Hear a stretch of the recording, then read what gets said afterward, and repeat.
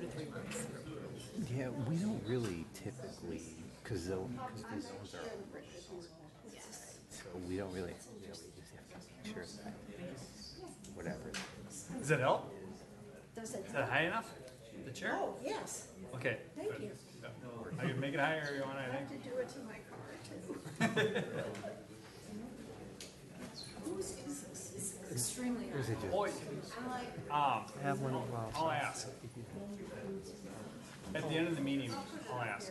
Oh, yeah. The gentleman there had given it to us. Actually, it's right there. Well, we had a copy. Okay. Gotcha. All right.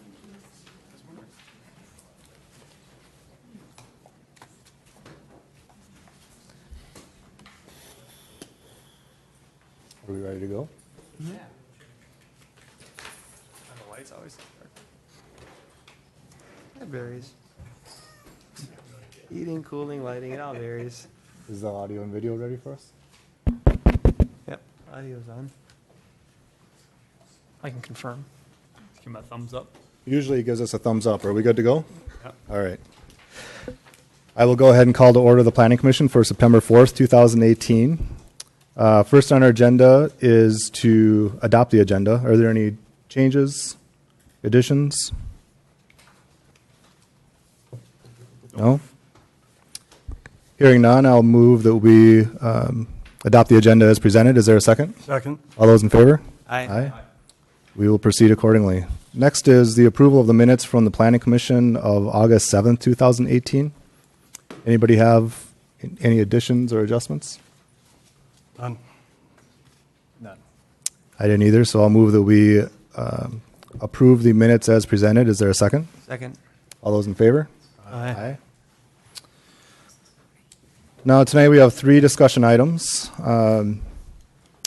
Each of them is a public hearing. And for those in the audience, I'll just give some background about how we typically hold our public hearings. For each of these items, we'll start with a staff report, a summary of the information provided. The commission will have a discussion. Then I will open, we will move to open the public hearing. At that time, anybody who has any comments or feedback, they can step up to the microphone, state your name and address, and share any feedback that you have. Once we've heard all the comments, we'll move to close the public hearing. We'll have more discussion among us before recommendation for a motion is stated. So with that, I'll turn it over for the first item, which is the conditional use permit for 6445 Hawks Point Lane. Who's going to walk us through that tonight? Pat? Chair, members of the Planning Commission. The applicant, Chris Maluli, who is representing the property owner, is proposing to install a dock at 6445 Hawks Point Road. You see that aerial. The property, of course, abuts Lake Minnetonka. The dock would have 2 slips. They would be used by owners lots 7 and 13 within the Hawks Point development. A dock already exists for 644.5 Hawks Point Road, which is why the conditional use permit is required. A 6-foot, you see here on the proposed plan, a 6-foot bituminous road would lead from the cul-de-sac down to kind of a half cul-de-sac with a wood landing area, and then steps down to the lake. Here's the proposed dock. Here are the existing docks. The ordinance states that multiple or commercial docks shall require a conditional use permit within the shoreland area. That's why we're here tonight. In little background, did research of what the city has done in the past. In 1976, the City Council approved a conditional use permit and variance for multiple docks for the Smithtown Bay Association. Then in 2006, the City Council approved a conditional use permit and variance for multiple docks for the Bayshore Homeowners Association. The Lake Minnetonka Conservation District has reviewed the proposal. They sent a letter saying that it has met the requirements for LMCD for setback and for the number of slips per the length of the shoreline. And then we also received emails from the DNR and also the Minnetonka Creek Watershed District basically saying they don't have purview over installation of docks on Lake Minnetonka. The zoning ordinance requires a 10-foot minimum setback from side property lines for new docks. The proposed dock is 15 feet from the side property line. The zoning ordinance also requires docks not to exceed 200 feet in length. The shoreline measures 192, and the proposed dock extends 62 feet from the shoreline, so that it meets the length measurement as well. There are 4 criteria in the zoning ordinance for the conditional use permits. They're in the overhead here. The first one is, will the dock be detrimental to or endanger the public health, safety, morals, comfort, or general welfare? And just to note that these aren't worded, they're not stated word for word from the zoning ordinance, but it's a general idea. Staff found that the proposed dock meets the LMCD and city requirements and will not be detrimental or endanger the public health, safety, morals, comfort, or general welfare. The second one is the dock at the location necessary or desirable to provide a facility which is in the interest of the public convenience and will contribute to the general welfare of the neighborhood. The staff believes that the proposed dock will benefit the 2 owners of the nearby lots and thus contribute to the general welfare of the neighborhood. Third is, will the dock impede the normal development of the surrounding property for uses permitted in the district? Staff finds that the proposed dock meets the LMCD and city setback requirements. The proposed dock will not impede the normal development and improvement of the surrounding properties. And then lastly, does the dock in all other respects conform to the applicable regulations of the district in which it is located? As I mentioned before, the proposed dock meets the city's minimum setback and maximum length requirements. When I wrote the staff report last week, we did not have any comments from the public, but as you see in front of you tonight, we did get a letter from some of the residents opposing the proposed dock. I made a copy of that for each one of the Planning Commission members. Staff is recommending that the Planning Commission recommend the City Council approval of the conditional use permit for a second dock at 6445 Hawks Point Lane, based on the findings listed in the staff report and subject to the condition that the use of the dock is limited to the owners of 6505 Hawks Point Lane and 6460 Hawks Point Lane. Those are the 2 properties that the dock was intended to be used. Chris Malui, is here, and the applicant, if you have any questions, he may want to make a presentation as well. With that, I'll take any questions. Maybe I'll start with just one question off the bat. Are you able to, I don't think it was in the staff report, Pat, but are you able to summarize how the Hawks Point development was approved? Was I think approved? I thought it was a PUD at the time. Correct. Back in 2015, I believe. Right. And I thought that there was some. I didn't do my own research and look back at what the terms of that PUD was, but I'm wondering if you have easy access to that information, or not handy tonight.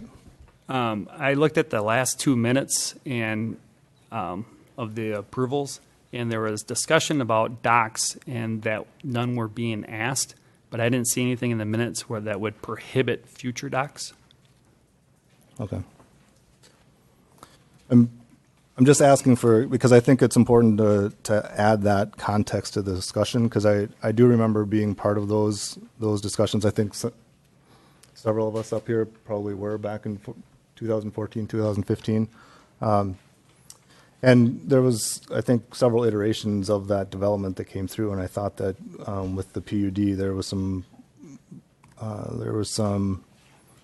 items attached to the PUD that was based on how the riparian lots versus non-riparian lots were developed, and proposed in that development and then approved based on that understanding.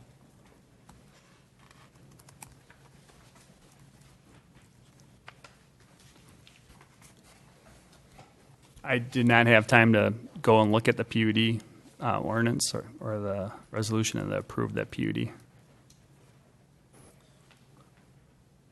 I think it's going to be an important foundation of our discussion tonight because I think early on in discussions there was exploration about lake access for that specific development, and and that's why I want to be careful because I don't want to speak from memory. It would be better to have some of the conditions, but I do remember that 2 riparian lots with lake access and not a common access point for this development was a key part of that process. Mr. Chair, I agree with you 100%. If we look at some of the correspondence from the public, it does cite some of those facts that you're referencing. Well, I think it would. I'm always careful to rely on new outside information as the basis of fact, but it does start to touch on some of those subjects. And the reason why I want to start with that is because I think whether or not this situation is an acceptable situation, or whether or not it's acceptable to DNR or other agencies and those types of things, I think that's one thing, and I think you've done a good job of summarizing some of the information and research on that. But I'm trying to reconcile the terms in which the development was approved before we can even get to that point of whether or not this is the most appropriate way to provide shared access. Because my understanding of the prior approval was that this development was approved based on not having shared access for the entire development, but instead access by the 2 riparian lots and not shared access for the non-riparian lots. I'm pretty confident that that's a term in the PUD, and so maybe one question I have is, if you could help me out procedurally, is a CUP to a PUD, in which the CUP is contradictory to the original intent of the PUD, should we even be having this conversation, or what's the protocol around that type of situation? I think having the language in the PUD that says it would be prohibited, again, I haven't seen the PUD ordinance, but if it said explicitly that it would be prohibited, I think that kind of sets up the city to deny any conditional use permits in the future for that requested use. One doesn't supersede the other. I mean, again, the city council could approve it, could deny it, but I think any city attorney would recommend denial if it was already in the PUD saying that no access was going to be allowed. Okay. So Pat, when we were talking about adoption to agenda, is this something we have to consider then to make it legally part of our program tonight? Is this something we have to add or make a statement or vote on to add? To the letter from the opposition? From the homeowners, yes. No, you don't have to. I mean, we'll take it in as part of the meeting, and it will be part of the minutes. And I appreciate all the information gathered by the homeowners and everything, but to provide this at a last minute when I had 3 minutes to read this and process it and try to apply it to something that I was a part of three and a half years ago is impossible. Absolutely impossible.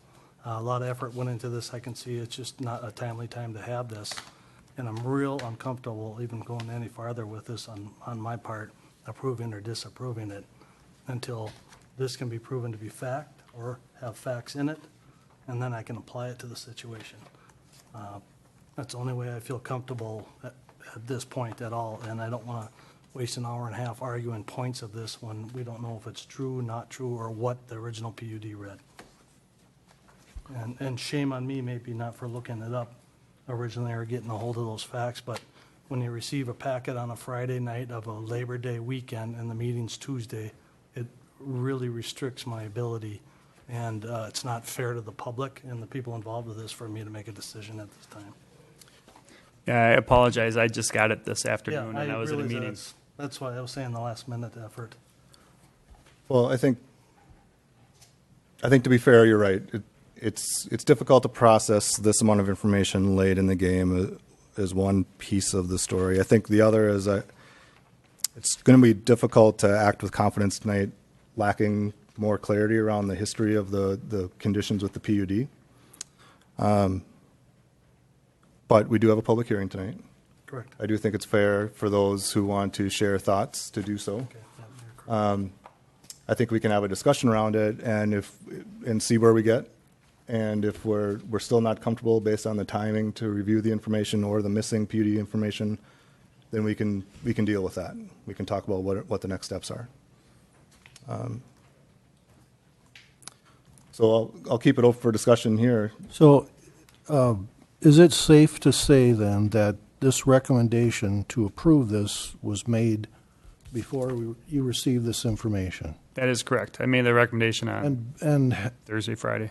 have you had an opportunity to read this information? And if so, would that change your recommendation in any way, shape, or I'd have to read the PUD Okay. ordinance that was approved. Okay. Mr. Chair, can I make a suggestion that maybe we table this issue till next meeting so we have more time to gather the original PUD and more information before we get too deep in the topic? I think we were only going to get ourselves in trouble by speculating. Yeah.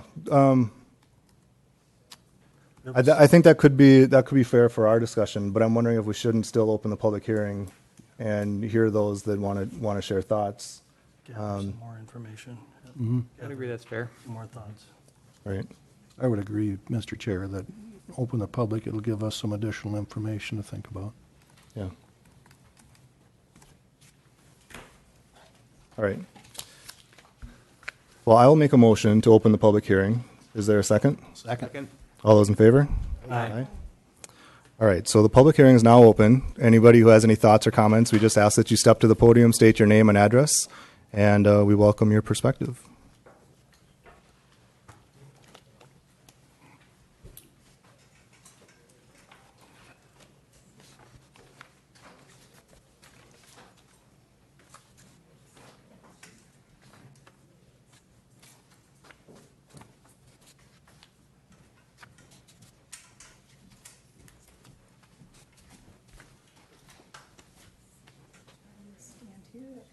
Yep, please step to the mic so that it's being streamed and recorded, so as much as you can speak into the mic will be helpful. Okay, thank you very much, Mr. Chairman, members of the Planning Commission, and city staff. I really appreciate the opportunity to be here tonight.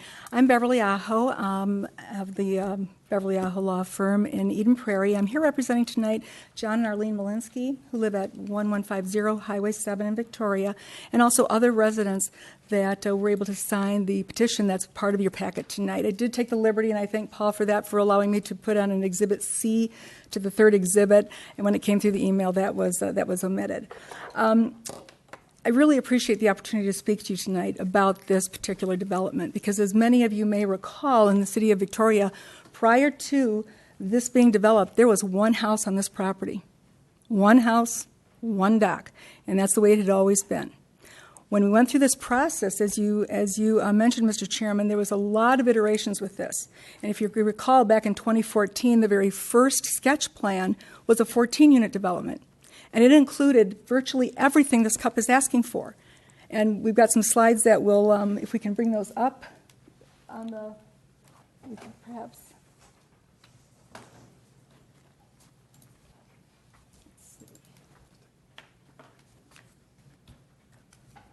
So this is the original. I don't know if it's easier for you to see on this or on the projector.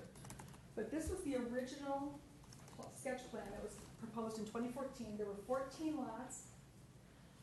There was an easement access coming out of what is Lot 9. It's still Lot 9 on the 15 plat.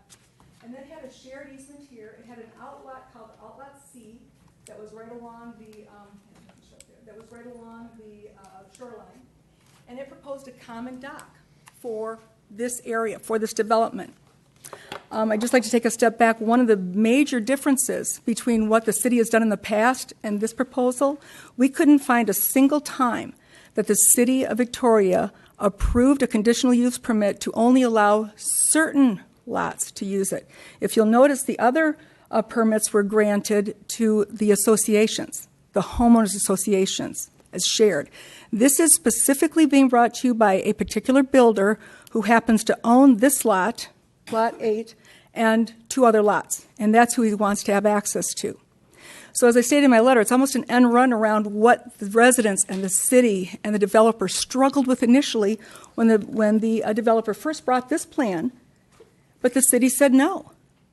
The city said, we're not going to allow all of these lots to share access in Smithtown Bay. That bay is already very overcrowded, summer and winter. You've got all kinds of other boating activity there. This entire shoreline here is all privately owned. And that would represent a very significant and material change. So the city not only said, will we not allow this shared access, but we will not allow any other lots other than the 2 lots we create through this plat to have riparian rights.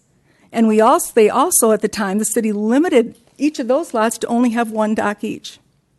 And so that was what the residents had agreed to during this platting process. Now, it went through many different iterations because it went from this 14 plat to a 13-lot plat that was actually approved, the preliminary plan, and it was going to final plat. And then through other iterations, it came back and it was finally approved with a CUP, a preliminary plat, and a final plat all at one meeting on September 14th, 2015.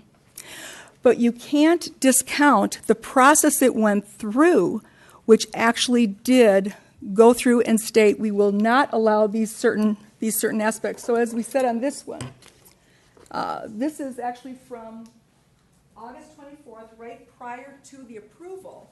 The city staff stated, first of all, that there will be no impact on the bluff. There's a whole bluff area. We'll show that in the next slide. Absolutely no impact will be allowed there because the city understands, and the commission understands, and the council understands.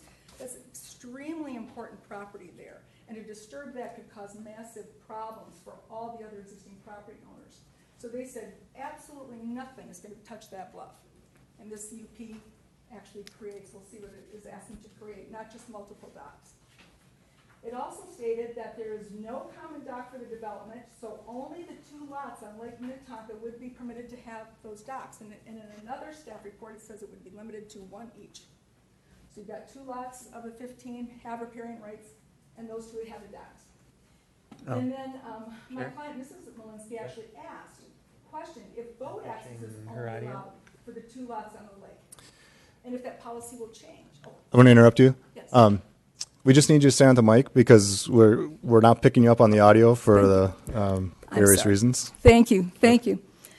And she actually asked that question of the staff. Would this policy change? Would you allow other boat access? And they said absolutely no other lots will be allowed boat access to any of the docks when this plat goes through. So it was based on those promises, those covenants, those restrictions, and there's actually a covenant that's recorded in Carver County for Hawks Point that even discusses no structures of any kind can be built in the wetlands area. And again, the CUP also violates that. I put that in as one of the issues there.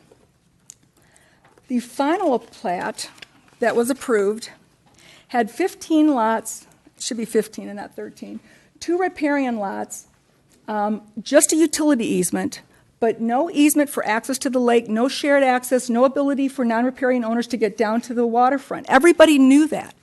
The developer agreed to that when they built it. The homeowners, or home builders, I should say, agreed when they purchased those lots. Everyone knew that these were the rules. This was how it was developed. You never changed in what you did in response to the residents. You've always been consistent, and now one builder is coming here and asking you to do something entirely different that's incongruous with what you had approved. And that is this. This CUP is not only for multiple docks. It actually creates a 50-foot wide easement. Now, it's interesting. If you look back in the history, typically in Victoria, you want 60-foot wide easements for all of your public roads. But this development needed to have a variance to that of only 50 feet wide for Hawks Point Lane. So the road that comes up there is 50 feet wide, the public road to access these 15 lots. This CUP asks for a 50-foot wide easement for access, as wide as the road. And in it, they put either a 6 or 8 foot cart path that's going to go from the public road all the way across this beautiful bluff area, completely and detrimentally harming that bluff area. It's impossible to not do that.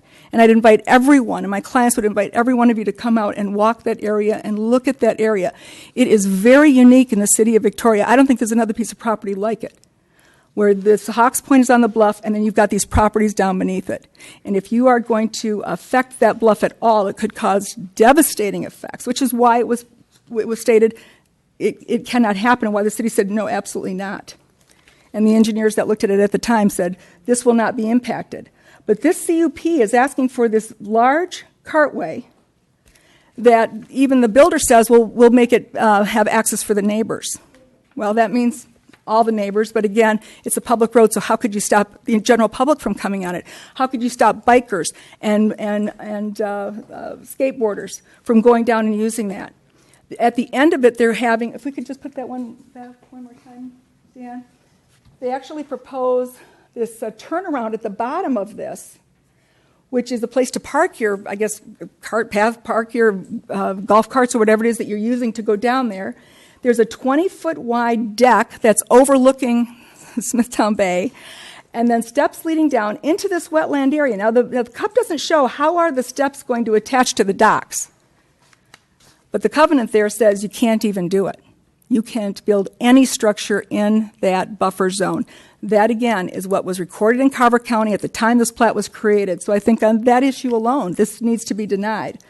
But in any event, there would be no way to police or patrol how many people are using this. Even if you only allow 2 boats to be stored there as slips, how many are going to use it for access? Disembarking and embarking. Having personal watercraft come out there. People, picnicking out here on the deck. It becomes, in de facto, a park, which at the time this was created, you said no trails, no parks, no common access, no shared docks. And the troubling thing about this, too, is that as they show this footprint, this home here that would be built on that lot would almost be oblivious to what's going on, because this trail runs right across the utility easement just feet away from my client's property and other property owners that are now entirely secluded, that have complete privacy, and with that comes safety and security, and now you're opening this up to the general public. Extremely detrimental to their property, and an entire change of the character and nature of this, and especially when it was approved.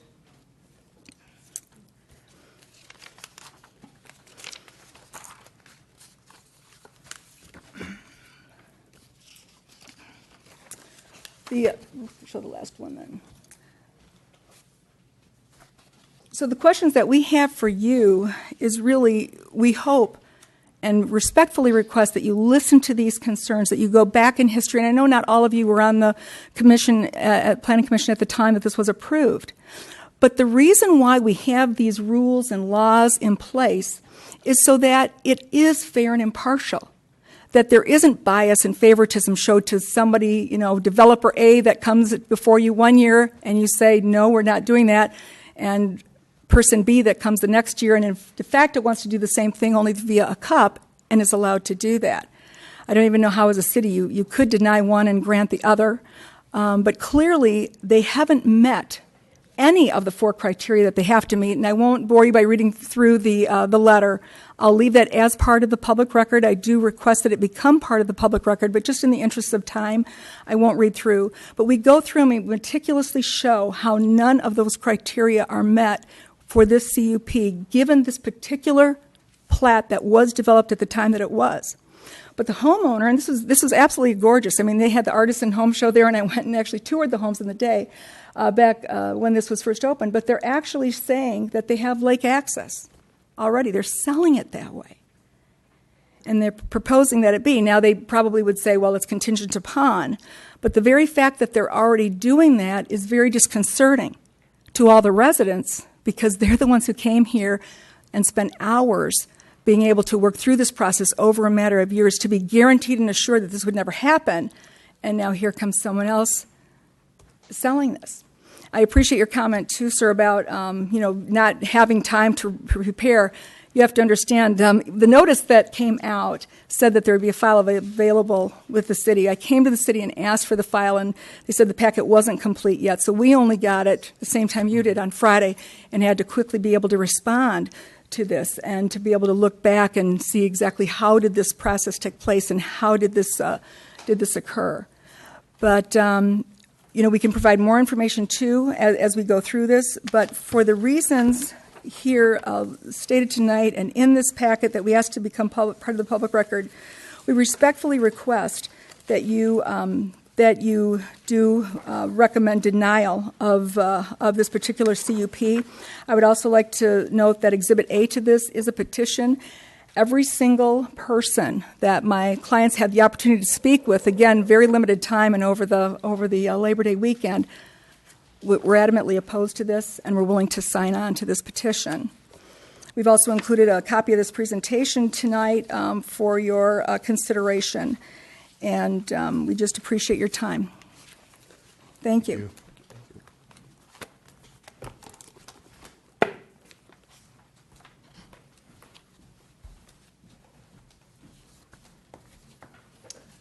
Do we have anybody else with any feedback or comments? Thank you for the opportunity. My name is Robert Van Tassel. I live in the lot right next door. I've lived there for 28 years with my wife. I appeared before this planning commission when this was first proposed, and I agree with the attorney. What was proposed at that time was acceptable to us. There were more homes than we wanted. The lots were narrower than we wanted, but at least the lake access was not crowded. There was no change in the lake access. There was no common pathway to the lake, which was our main concern. Our main concern is we live on the same bluff. We look at the same water. We see those homes. And a lake access there would markedly disturb our setting for the last 20, on an ongoing basis that we've enjoyed for 28 years. So we're happy with the homes that are there. I think they're beautiful. I think they've done a very nice job. The landscaping is great.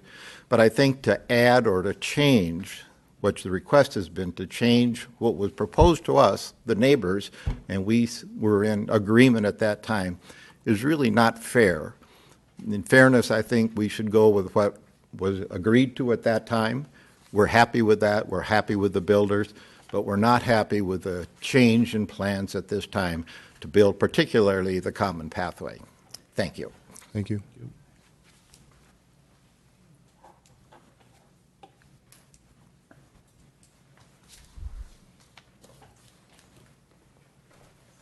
Good evening. My name's Tony Browsen. I reside at 6485 Virginia Drive, which is just 2 doors to the west of the John and Arlene Malinsky property. And I attended several of those sessions that were referenced by one of the previous speakers as well, and listened to the hearings on the decision to go ahead and allow that development. And what I recollect was very consistent with the folks' recollection presented earlier, that there would be no direct lake access other than the 2 properties that were on the water. And my understanding was there was some negotiating at that time around the number of lots that would be allowed. And at one point there was a certain number, a smaller number, with a day dock, is what I'd heard at one stage. And then eventually that day dock went away in favor of an increased number of lots that would be allowed to be developed. So now I think it's 15, if I'm not mistaken, some of which are rather small in my opinion. And it feels a bit like, in my view, a bait and switch by this certain builder. I think it's City Homes is the name of them. Don't know them well, but it feels like what may have happened here is they're having a hard time selling these smaller lots, and now they've got to add some additional incentives, including lake access, to be able to sell them. And it may have been, certainly hindsight's always 20/20, but perhaps they would have been better off keeping to fewer lots bigger lots and maybe an easier chance to sell them in today's environment. And honestly, I'm also a bit disappointed in the city staff coming forward with a proposal like this and recommending approval tonight without some of the homework it appears to have been done around the past and what had been agreed to in the past. And finally, just the last point I'll make is about 2 weeks ago, I was out in my kayak passing those lots. And I noticed a sign that was relatively new, and it says, lots for sale. And my understanding is the 2 lakeshore lots had already been sold. I had toured some of the properties when they were in the artisan tour, et cetera, and I'd been told the 2 lake lots had been previously sold. So I was surprised to see this sign that said,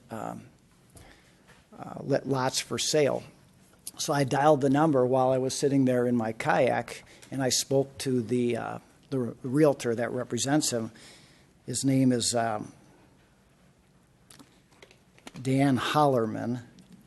And what he told me 2 weeks ago was that those 2 lots that are on the water have in fact been sold. And I said, well, then what does the lots, lake access, mean? The lots for sale with lake access. And he said, well, that was other lots by this, he was representing City Homes. And he said that there are 2 other lots that will have lake access through an easement. And I was quite surprised to hear that because I had not heard of any such capability. And now come here tonight and learn that, in fact, that hasn't been approved. It hadn't even been before the commission. And you've got a realtor out there with a sign marketing those lots as lake access. So, again, quite disappointed in some of the activities that I've witnessed over the last couple weeks and this evening. Thank you for your attention. Thank you.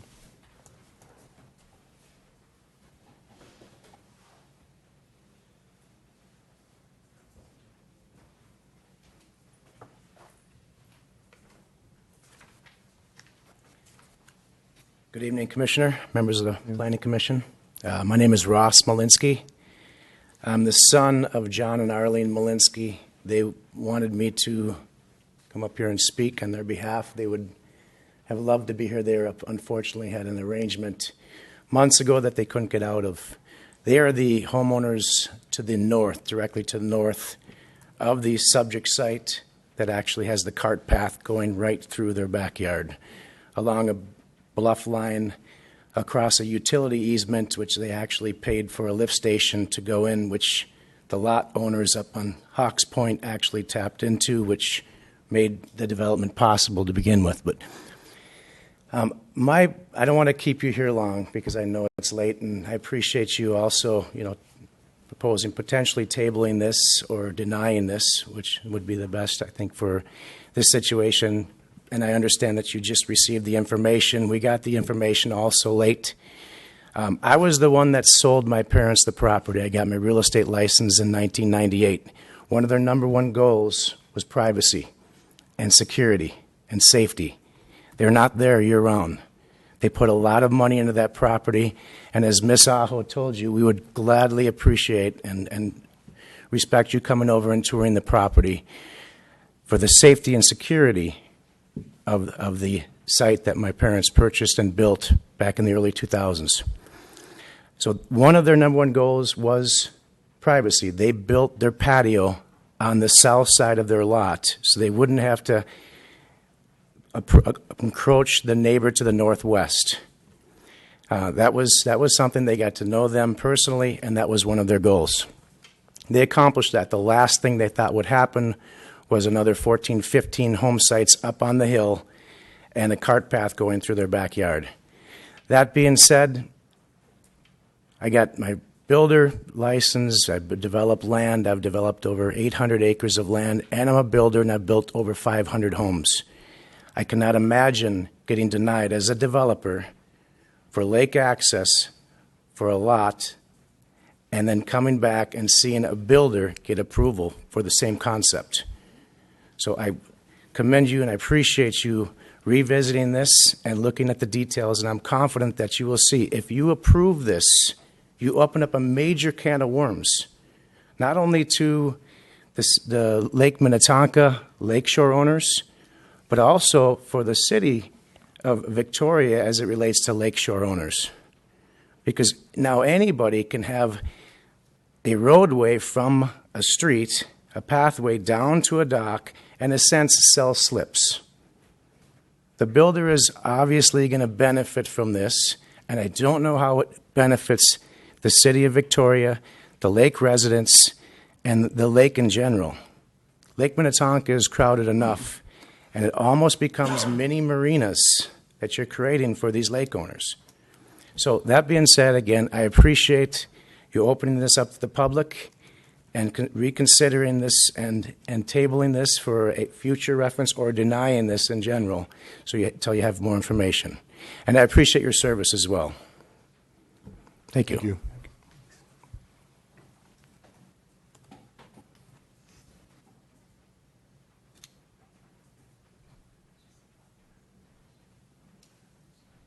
Anybody else with any thoughts to share? Hi, good evening. Dave Remick, City Homes owner of the 6445 Hawks Point Lane lot. My partner, Chris Malooly, is the general contractor, but since I'm the owner of the property, I figured I would give a few remarks. I don't have a lot prepared because, like you, got the information. We got the information after you, almost walking into the meeting. So a few things that I picked up on that I would like to address. We followed the timeline that was laid out. We started meeting with city staff early in the summer and made sure that we filled out the application and got all the necessary information on the timelines needed to meet the availability of information to you all and to the public. So as far as when items were made available, we followed the timeline we were given to by the staff months ago and kept checking in with them along the way. So I just want to address that piece. A couple phrases that I think are important. We're not proposing a common dock. So we are proposing a dock that can be only used by the homeowners that have the easement agreement. So it is not a common dock. The path is not a public roadway by any stretch of the imagination. It's going to be only able to be used by the people that have the easement or the property owner himself. So that, I think that's a key part. So it's not going to be a park, and it's not going to be open to the general public. We are now also, our plan as we provided in the exhibit, everything that we're doing in that plan is allowable, is our understanding of the code, whether it's within the bluff area, with the path, with the landscaping. Yes, there are specific and unique codes to operating within a bluff area. Our plan takes that into account, and any work we do will also take into account. We are not asking for any variance to what is allowed by current code. What is requiring the conditional use permit is the separation of the docks, because we're also not asking for an increase in the number of allowable boats on the property. There are 4 boats. They can have 4 boats, 4 boat slips there currently, so we're not asking to increase that number. We're just asking to allow 2 additional homeowners to have access along a private path that is on a private piece of property. So I don't know if you have any questions, but I just wanted to make some of those points. I have one question for Yes. you. So at the time that timeline with city staff and going through the process, were you aware of that time there was a PUD? So we were not involved. We were not the explicitly- developer. Can I finish? Yeah, sorry. So were you aware of a PUD that was explicitly in disregard of those that would not allow? We were not, and we started our work with the city staff early on. And while I understand how the process works, is we present the information, you all decide. We weren't made aware of that. What we were asking for was at all going to run counter to what was already in place. Was that a question you'd normally ask as a developer or a contractor? Wouldn't you ask a question like that at the beginning of the process? So I did have many conversations with the developer and asked and laid out our plan, because there were some other iterations. We were approached by some of the other builders in the development to see if they could, if we could put a common dock, and we did not do a common dock. And in those conversations with the developer, none of this came up. And he was supportive of what we were doing, and I think is also a board member of the LMCD. So it's someone that I would consider informed. But no, we didn't specifically do the research ourselves. Yeah, it may fall within the rules of LMCD, but the PUD they have no jurisdiction over Sure. the PUD. Okay, thank you. Mm-hmm. Thank you for your time.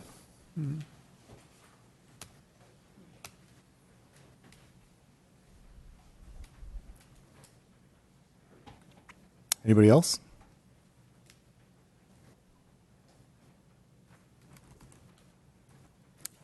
All right, hearing none, I'll make a motion that we close the public hearing. Is there a second?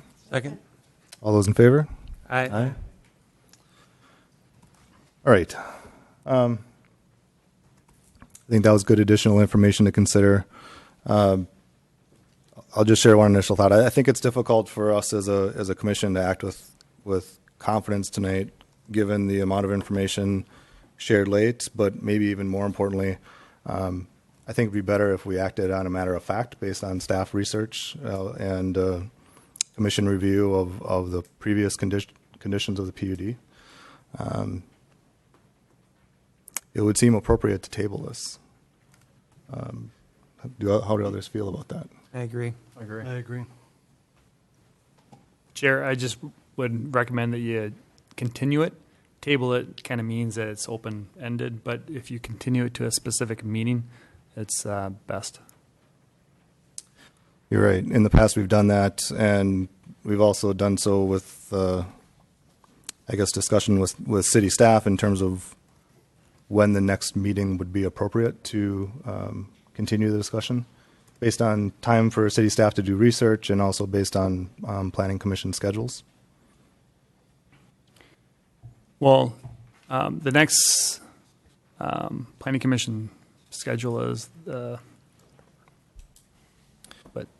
So 18th? it was once scheduled for the 18th, although that meeting had been canceled.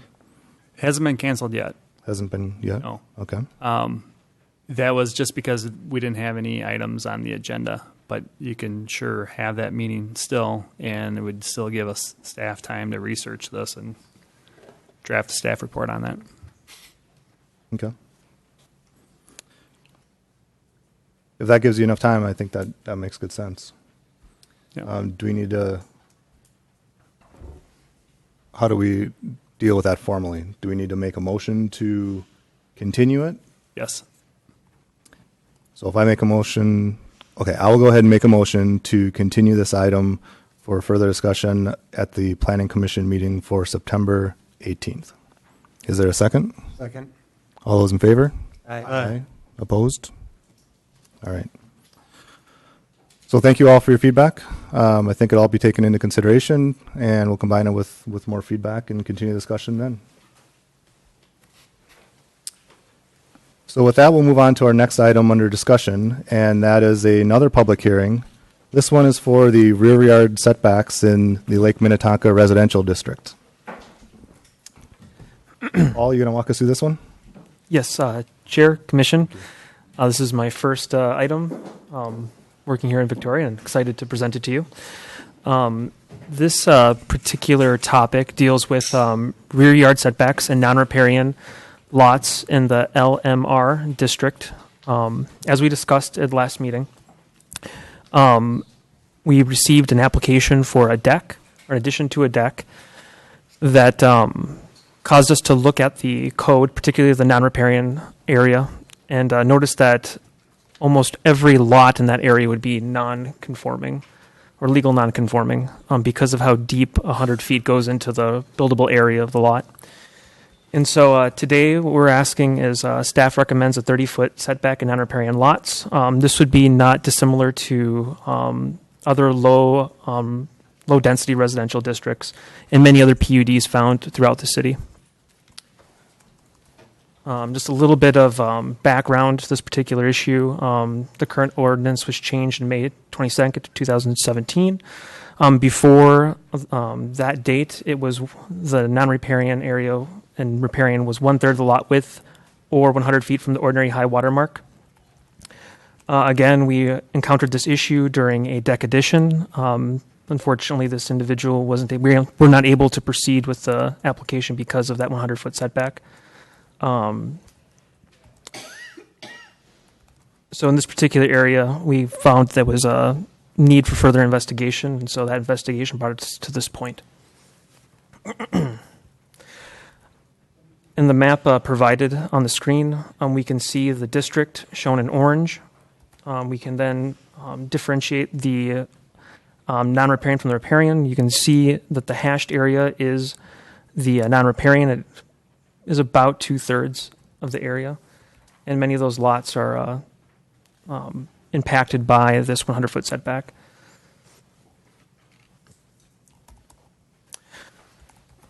So what we're asking for is allowing for 30-foot setbacks on non-riparian lots, which reduces conflict in the district. We find that this will not diminish the intent and control of overdevelopment in rear yards on Lake Minnetonka, and that staff recommends approval for the draft ordinance amending 109-295F, non-riparian lots, rear yard setbacks of 30 feet. If you have any questions, I'd be more than happy to address them. Thank you. One thing for clarity, I guess, not so much the non-riparian, but the riparian lots, we say 100-foot rear yard setback. What if the side yard is on the lake shore? That is an excellent question. If I may go to the map. In this particular area, there would be one parcel in particular that might come to mind, which is a parcel that is right next door to I think they're condos, near where the inlet is between Lake Virginia and Lake Minnetonka.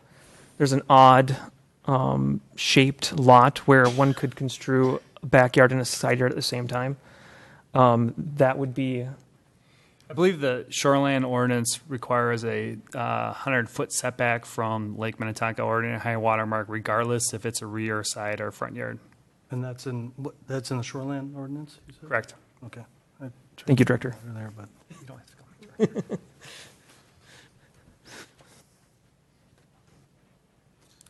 The only question I had is, in going through your research, did you look at other towns on Lake Minnetonka with obviously setback rules in place? Did you do any comparison between Victoria and Excelsior, Minnetonka, Mound, any of those towns? Did you do any comparison work?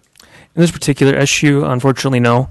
What I was looking at is similar lots throughout the city of Victoria, and they're, for example, when we establish PUDs or even R1 districts, and looking at how Victoria has handled it in the past, this 30-foot to 35-foot is not dissimilar from other PUDs and R1 zonings throughout the city.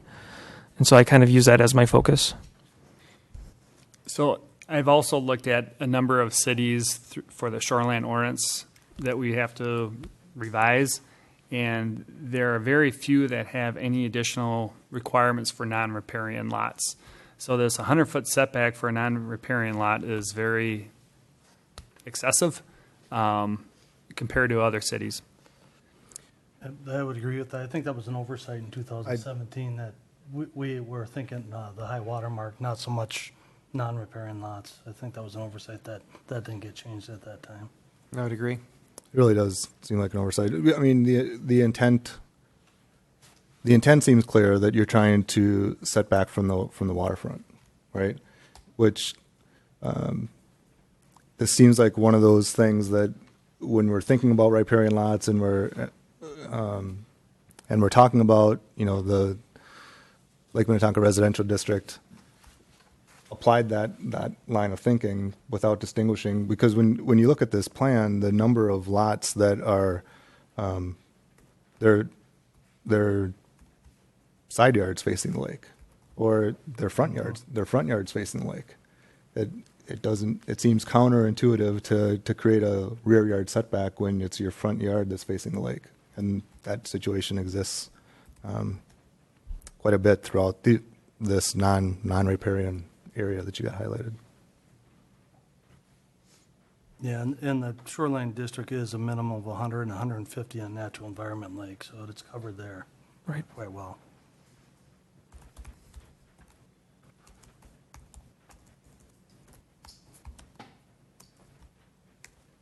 So by going to a 30-foot rear yard setback, that becomes consistent with traditional residential zoning, Yes, Chair. R1. Yeah.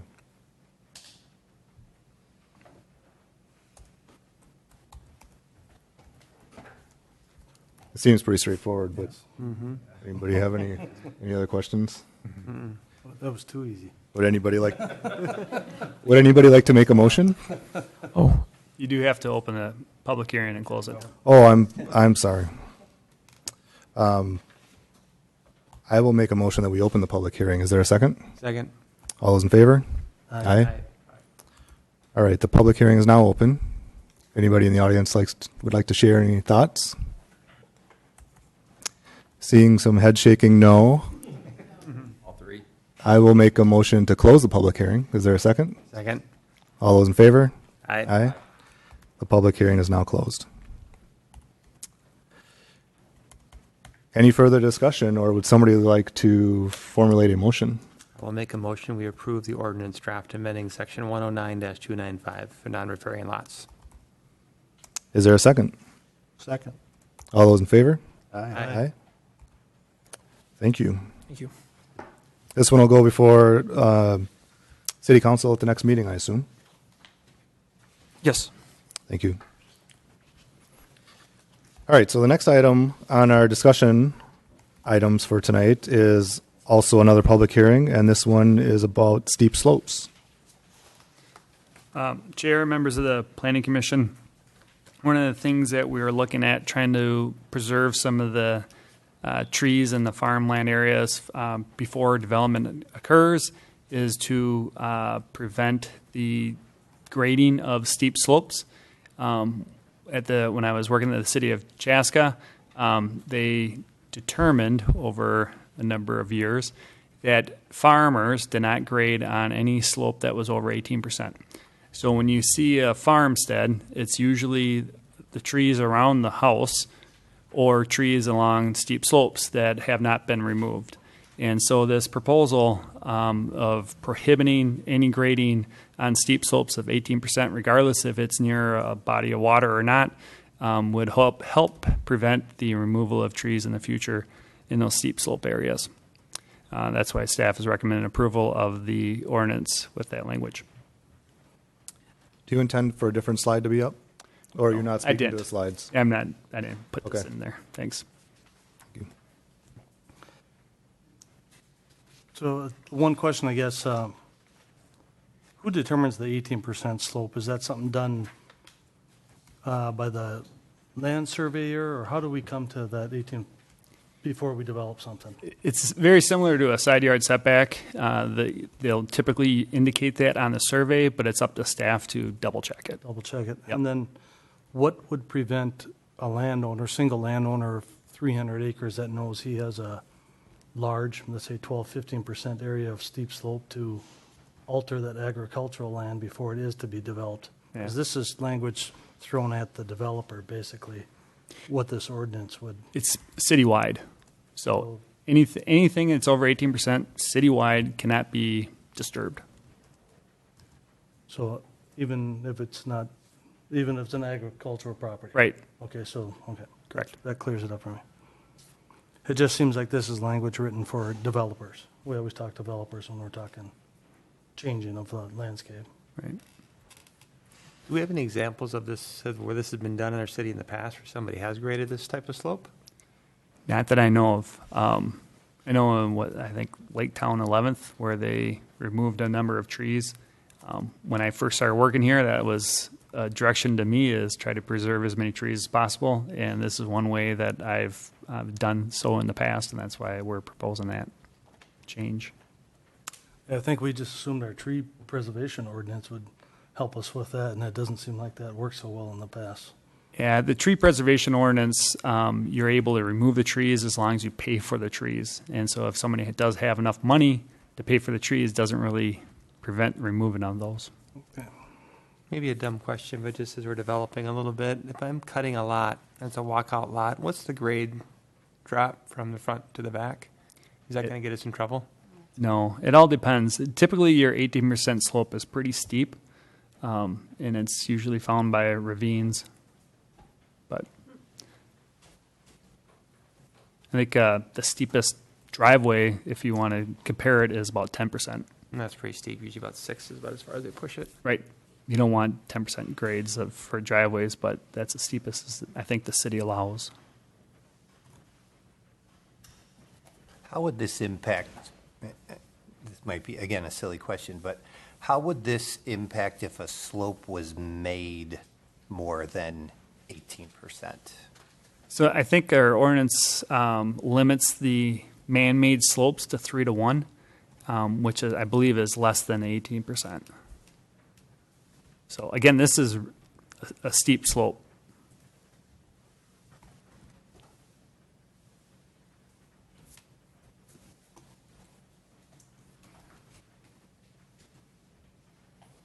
One area that I see a potential concern is if there's land that has a greater slope than 18%, and there are no trees, and that land being developed allows for some type of greater good for the community, for the city, for development. And having this language would prevent the land truly from being developed if it's a large piece of land. So when you're proposing ordinances, and the city's adopting ordinances, you can never imagine all the different possibilities, and that's one reason why we have variances. Something like that would be considered a variance, a hardship. But I also would recommend or believe that if it's greater than 18% slope, it does have some significant trees on it because nobody's been using it for decades, hundreds of years.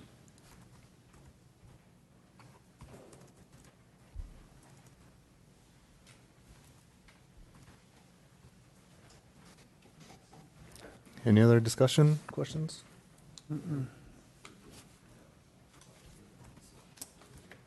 I'll go ahead and move that we open the public hearing. Is there a second? Second. All those in favor? Aye. Aye. So the public hearing is now open. If anybody has any thoughts or comments to share, please state your name and address at the podium. Good evening. My name is Susan Lovering. I live at 7100 Rolling Acres Road. I live on a steep slope, as it turns out, which is why this got my attention.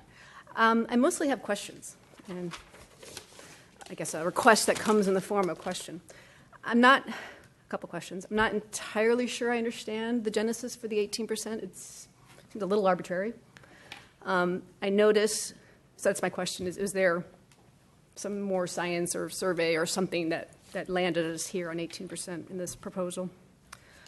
Also, am wondering what the genesis of the proposal was. I know it cites in the background about farmers not tilling slopes that have less than 18% grade, but then I think I just heard city staff say this is not going to be just for agricultural land, it's going to be for citywide. So it just strikes the entire proposal is a little bit vague. And the vagarity, I think, is where we get into trouble. And my specific question is, how would this proposal handle grandfathering? So what if projects have been approved, required by the city, are in development, that might trigger this? What do you do with that? So if you are considering this proposal, I would definitely ask you, at the very least, to grandfather in, obviously, past development, but also development in process now that has been mandated by the city to be completed. Yeah, I guess that's the extent of my language, my comments and my questions. I'd like to hear, if it's possible, some more background as to the genesis of the proposal in general, how it's now going to be citywide. 18%, again, if there's just something more around that, I'm just kind of curious. And any consideration you would please give to grandfathering in current projects if you do feel like you need to pass this proposal under the city council. I would greatly I'd appreciate it. I think it'd be best for the city. That's all I had. Thanks for your service. Thank you.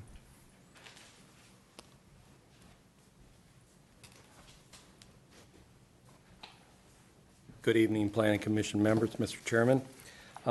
Pat, my name's Dave Geshdock, 10100 Victoria Drive.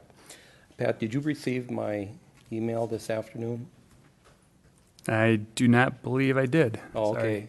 I sent it about 2:30, 3 o'clock. I just became aware of this last night, so I was just looking through.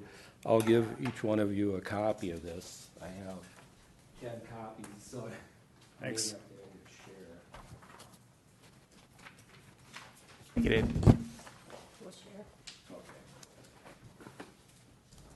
Thank you. I made a couple of scenarios here. There's a couple different things. I should wait. And then we can get you back to the mic, too. Yeah. Thank you.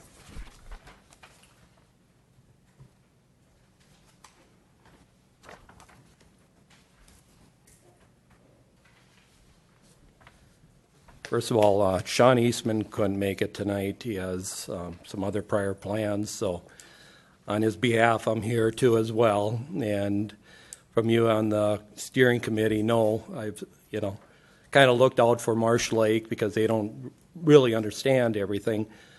I've developed land. I'm a custom home builder. I've been in the dirt business since I was that high, so I'm real familiar with what you can and can't do with land. So first of all, say I've been in business for over 30 years as a builder, and we're custom home builders, so we like doing nice developments. We've done small developments. The other cities, they've always, they want us to come back, but at this stage of the game, I'm not into play. So I'm not opposed to tearing out every tree. I think the way this rule is being written up, it's anything over 18% grade. Is that correct? That is correct. Correct. Okay. And farmers do farm over 18% grade. I'm farming 30% grades. Okay? So for wood-wise, it doesn't impact my property. It affects Marsh Lake a lot more. But with my topography, if any of you have looked at it, I got some pretty steep hills there. And for somebody to come in, it's like, if you had a flat field and you put a 20% grade up and down, you're saying you can't do anything with that. And what you have to do is massage the land. And you might end up taking out some trees someplace, but then you replace it. And over time, it grows. There's a lot of times, there's Forest Lake. They encourage taking out the old trees, replanting, because they know they're not going to last. So I'm not saying, you take out everything, but I think there's got to be something in the language here that the council has flexibility rather than say, well, you're over 18% grade, you can't do anything with that. So, an 18% slope is a 5-to-1 ratio. So every 5 feet that you go up, you rise 1 foot. So it's not like this. And I guess, with this too, if you're requiring the developers to do this, the landowners are the ones that are going to be taking it in the shorts. Okay, putting restrictions in. And so is there a trade-off? I guess my question is, in place of, okay, you have to set all this woods aside. And we talked about this in length kind of with the steering committee for the 2040 comp plan. And basically, the landowner or somebody has to be compensated for taking, the trees away. And I guess where I got actively involved with this is back years ago. City of Victoria had a study down there, and one guy came up to me and said, from the committee, and said, well, don't you feel you owe society to give the trees to somebody? I said, no, I owe my family. I worked for this land. I paid taxes. And on woods, you actually pay a higher rate of taxation than agricultural land. So here nor there, I guess I just would like to see, if you guys are going to draft something like this, there has to be some flexibility in this, because it's not one peg fits all holes. I think you got to look at the sites, and if you have some 30% grades and you can't bring utilities or anything through, you can't grade it. I mean, the equipment that's today, you got a hill like this to move it. I've done a lot of, moving dirt and recreating, make something beautiful and usable. And it's a city tax base too, because you're not getting taxes off of, all the trees sitting there. We're looking for density too, and that was what we were struggling with all along, if I recall. So, I guess that really, the letter states pretty much everything, and like I say, 18% grades are not that steep. You know, yeah, maybe when the farmers had little tractors, 18% slopes was the norm. And but I'm talking from experience. If any of you have dealt with grading, excavating, you'd know. Standard 3-to-1 slopes, which is 33% grade, is standard for side slopes and developments. I've done a lot of them that way. So I guess that's it. Any questions? Thank you. Okay, thank you.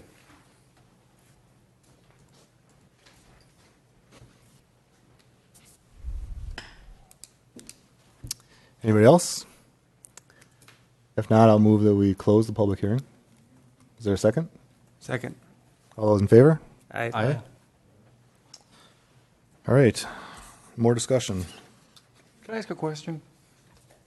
Being relatively new to the Planning Commission,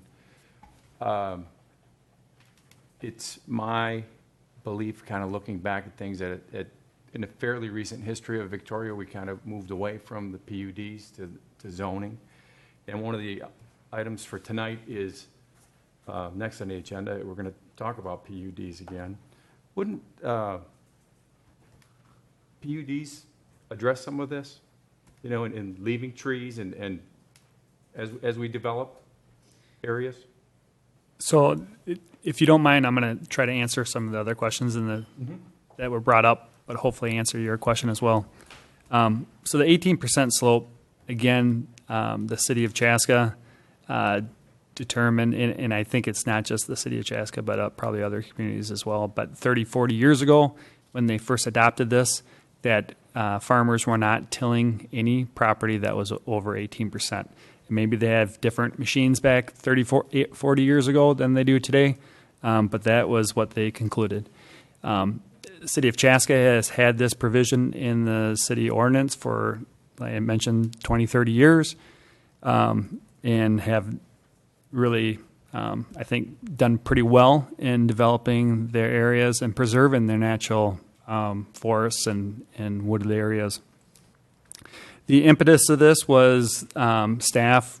I'm, again, new, as you know, been here for 2 months, but I've been told by a number of staff that preserving the woodlands was a top priority for the city council and for the city. PUDs are one way of preserving wooded areas, and that's what I'd recommend that we'll talk about in a little bit. But also having this provision of not allowing grading in 18% slopes is another tool in the toolbox. As many tools you have in the toolbox, it makes staff's job a lot easier. It makes the Planning Commission and the City Council's jobs a lot easier to accomplish what you want to accomplish. And it's always been, Victoria, from my understanding of the 2 months I've been here, that preserving the wetlands, preserving the lakes, preserving the wooded areas were a high priority. And that's why staff is recommending this language.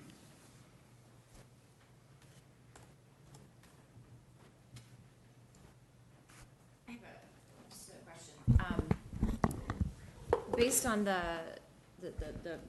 interest of protecting the trees, is it worthwhile to add language that gives preferential treatment to certain types of trees? So, the scrubby trees that don't really have a long lifespan, can that allow us to have a little bit of flexibility? So again, if the city continued to use a PUD, it does allow the negotiation between the city and the property owner developer on these types of issues. Say the steep slope area is only 1,000 square feet, very small, and it makes it more sense to flatten it out and have a better development. Those are the type of negotiations you can have with the PUD and be able to get through those. The types of trees is the same thing. For example, the development of the Vassar sketch plat, I went out there and took a look at the types of trees, and you're right, the preserving cottonwoods are not really in the best interest of the city, but preserving oaks and maples are. That's why you kind of do these tree surveys and walk the sites to make sure that you're preserving the high quality trees. A comment about the 18% seems a little restrictive. If our grading out ordinance says 3-1, would it not make sense to be somewhat congruent with that? And Google says at 3-1, we're at 25%. Does that make a little more sense? Just so we're not getting ourselves in trouble when we're cutting a walkout lot per se? The 3-1 is for new berms. Okay. They didn't want any steeper than that. Again, it's up to the city council, planning commission to come up with any number that you'd want. Staff is recommending 18% because that's historically what farmers did not grade, and that's where you find the wooded slopes on farms. So the ordinance itself really acts as a guideline to guide the PUD through the process. It's not a hard, fast number that's going to hold regardless. When we look at 350 acres to be developed, and we see that over half of it's 18% slope, well, that's undevelopable, basically. So what we're saying is we'd like to preserve as much of it we can and still make the land usable through a PUD ordinance, or maybe if we take some of the 18% out, we add an amenity over here.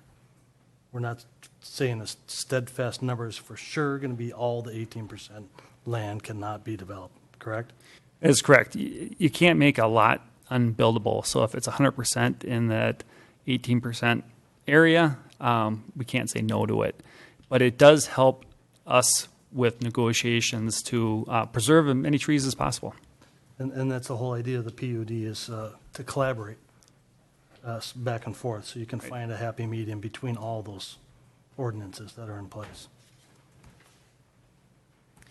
I gotta say, Pat, that I'm hearing you with the 18% and the source of that information being what had been done previously, either in Chaska and maybe elsewhere, and based on farming practices. But I just had a farmer up here telling me that he farms, what did he say, 33%, which I guess I wouldn't doubt that there's been significant changes in equipment and capability over the years. So it feels like we want to be better grounded in terms of what that number should be, and I'm not sure how to get there. Right, hearing from one person who farms land saying that's a range that he's comfortable with doesn't necessarily tell me that all farmers are that's the appropriate slopes to be farmed, and thinking about the amount of agricultural land in the city. But is there some way we can get to I think in terms of, and it was the question by our first resident that expressed concern, is that does it seem arbitrary? And so in the interest of, I think, transparency and, data-driven decision-making, I'm wondering if we can get to a better source of that data to form the basis of what the percentage should be. I don't know that necessarily we can answer that on the spot tonight, but I guess that's part of my question is, can we get there? So,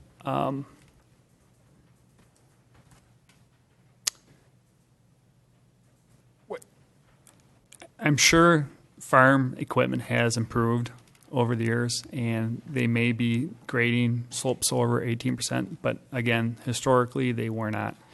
What I could do, if you were to make you a little more comfortable, is I could try to figure out some developments that possibly have 18% slopes and kind of show what that 18% slope is, and what contained in that 18% slope before it's going to take a little work, but I could do that.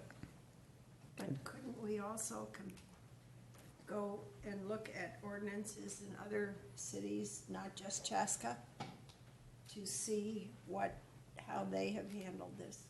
What figures have they used? Do we have a national municipal league or something that has a database of? We have the League of Minnesota Cities that has something similar to that, and I can ask them. this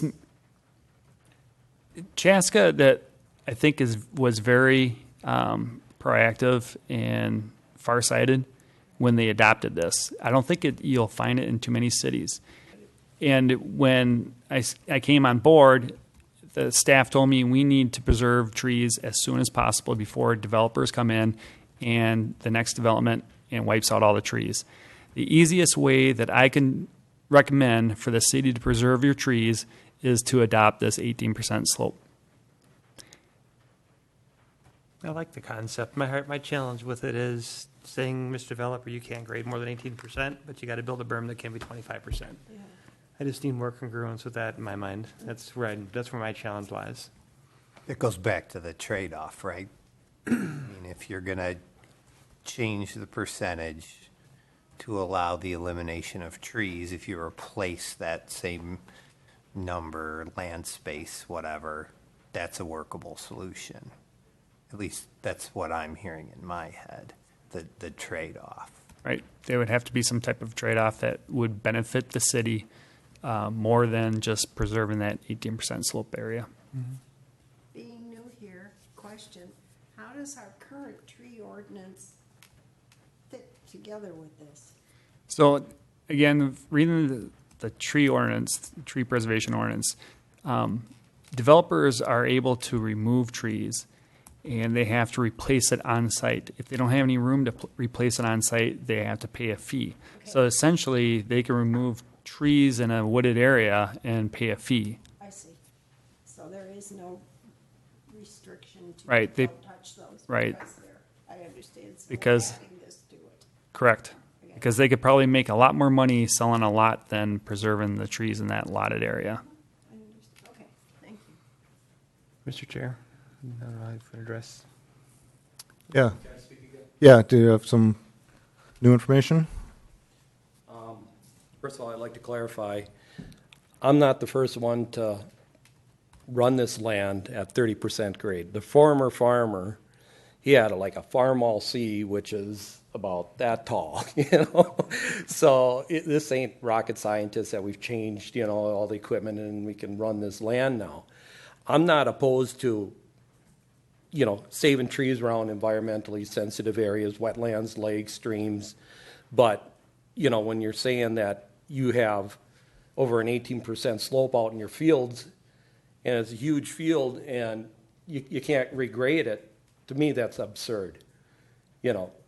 And Chaska is a different topography than Victoria, what we're working with here, too. I grew up in Chaska. I've developed in Chaska.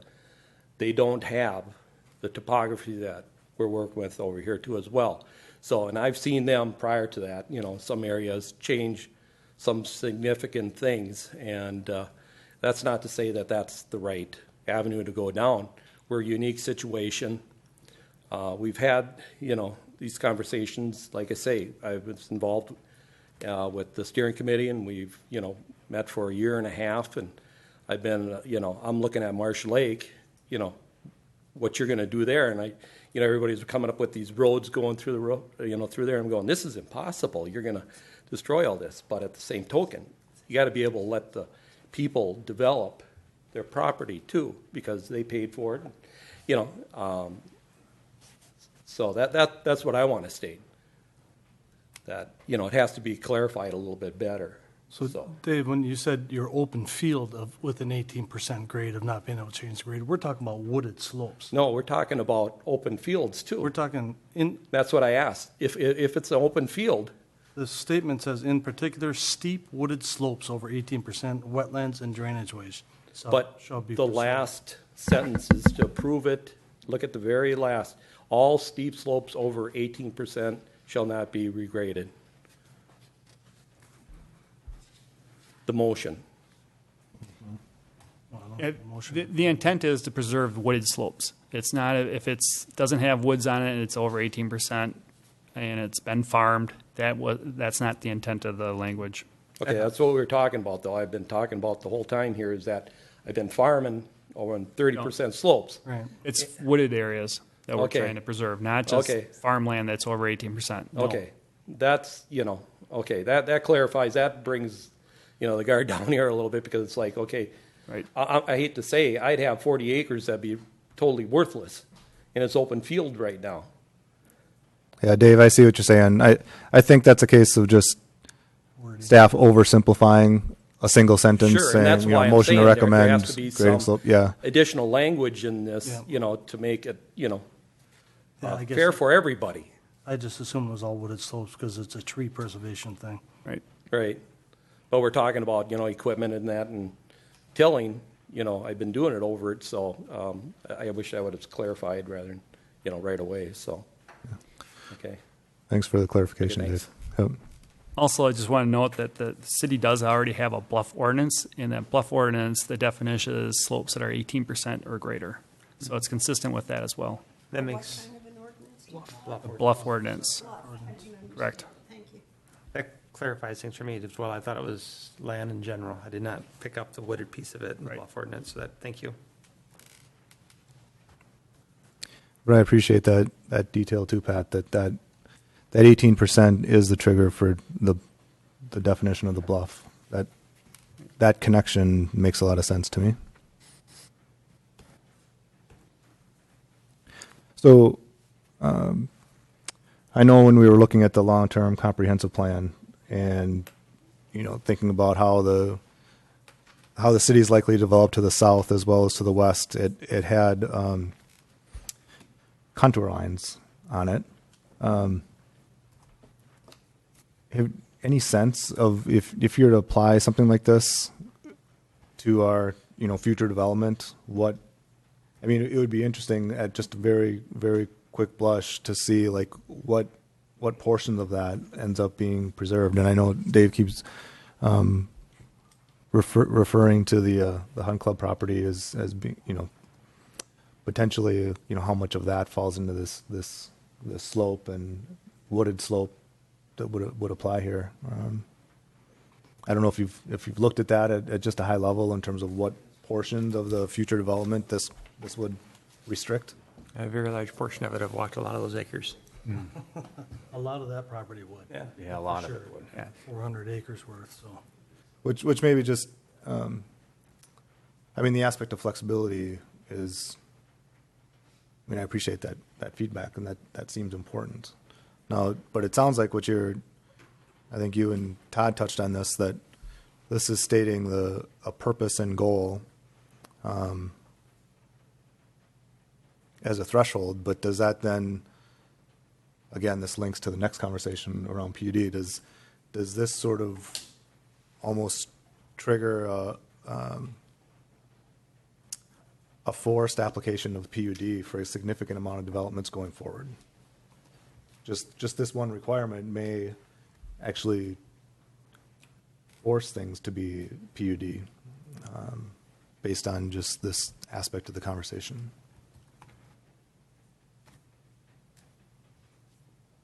Maybe that's more a statement than a question. It seems like it does. That may be a good thing for a developer, because there may be more than one item that needs to be reviewed. And collaborated on. So Right. PUD tool is unique, and this is why we have it, is to make things like these ordinances work along with the other ones at that time. Can you clarify something for me? I'm just reading under background here. It talks about farmers and farmhouses and farmland. Why are we referencing that if that's not what we're talking about?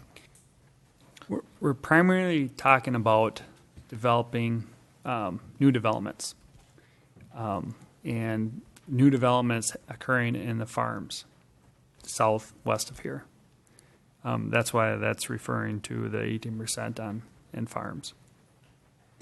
Again, it's 18% of wooded slopes, not just areas that have already been tilled. I like the ordinance as long as we add the wooded slope language to it, if it does truly tie in with our bluff ordinance. Yep. And again, I apologize, misunderstood. I thought it was all land in general. And I was struggling with that. I apologize for having that statement. Wasn't an intent. So conceptually, this starts to make sense, and I know we'll talk. I don't want to jump the gun and get into too much detail about the PUD, but How do we? What's considered wooded? So what's going to be, what are we going to put around that to say, okay, that's a wooded, it's 18%, I get that, but is it going to have 30 trees in a certain amount of space, or what's wooded and what's not?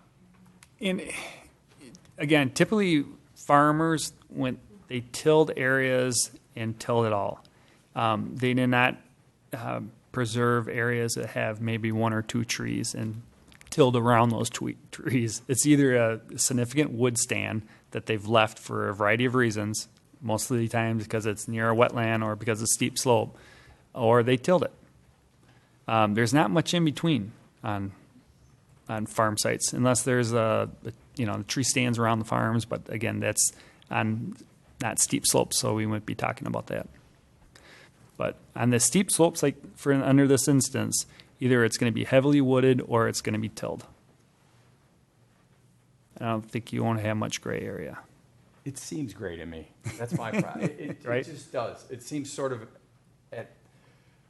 I want to save trees too, but I feel for these landowners that have owned this land for so long, and I think everybody wants to save trees, but I know we haven't been real successful in that in the past. I just wonder if there's not a better way without making these landowners just jump through so many hoops. So again, when I first started working here, staff told me we needed to get something done right away. This is a quick fix that's been used before for over 20 years without any issues. Another way of doing this is to look at the tree preservation ordinance, but that takes months. And in the meantime, it would probably behoove the city to draft something that would preserve trees as a discussion point when you're dealing with developers in these farmland areas.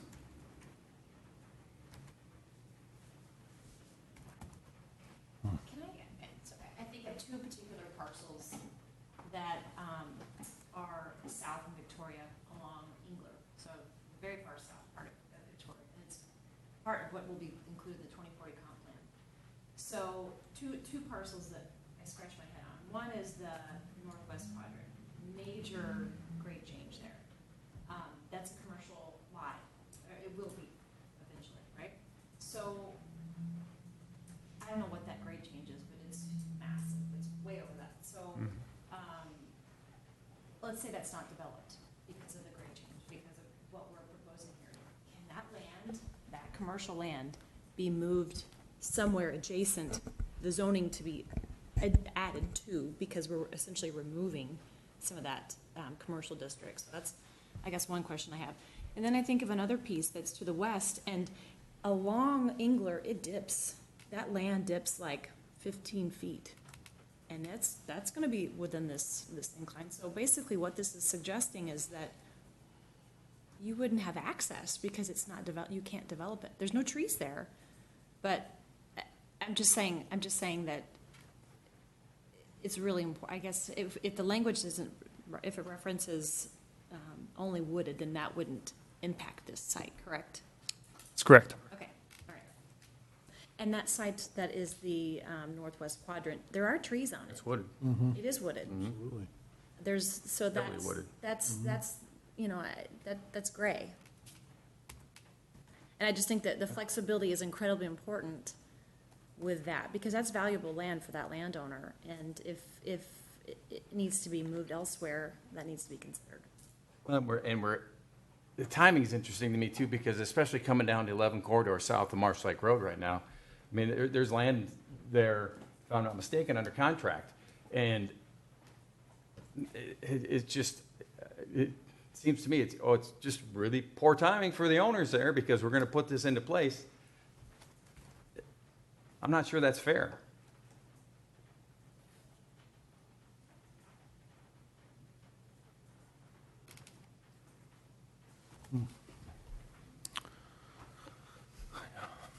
Dave, do you have some new information? I got to applaud Scott about that, because we've owned this land for a long time. My property's under contract, under the rules that we're given, and I asked many times during our meetings, about tree preservation.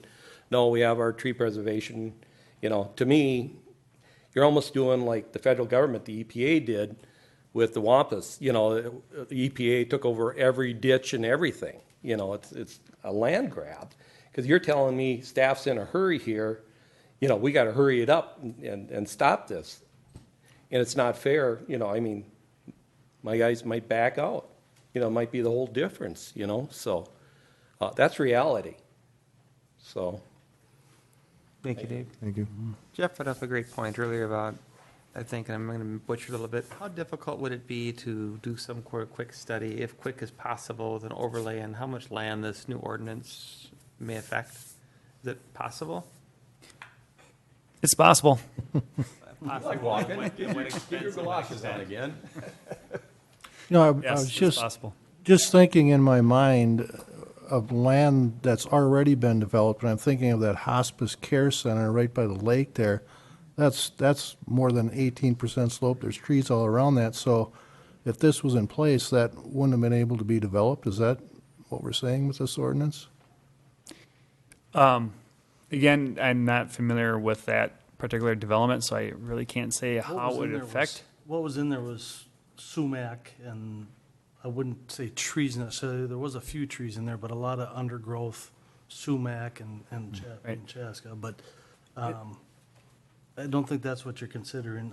No, the intent of the whole tree preservation ordinance is to preserve significant trees. And I don't know what the inch diameter is here, but in Excelsior it was 10 inches. So it's a pretty good sized tree. So the sumac that you find on the roadway isn't something that the city is trying to preserve. Is there a topographical map that is included in our master plan? Don't we have one somewhere in this city? We've used it as part of the discussions for the comprehensive plan and the land uses, but I don't think it's going to be actually part of the comprehensive plan, because the comprehensive plan usually doesn't get into that type of detail. But it doesn't mean that we can't do that analysis if that's what the planning commission would like to see. Couldn't it be blown up and put on an easel and we could look at it just as we're sitting here? Without a lot of research? Is it economically feasible to do that? Are we wasting a bunch of time and capital to do that study? Well, it would cost the city some money, because my first question is ask Hoyson and Kogler, can you run that? Because they have the topography maps. So I don't know how much it would cost, but if that's something that the planning commission is recommending, that's what.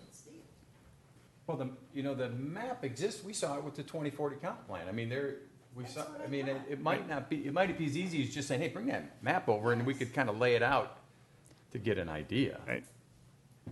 Exactly.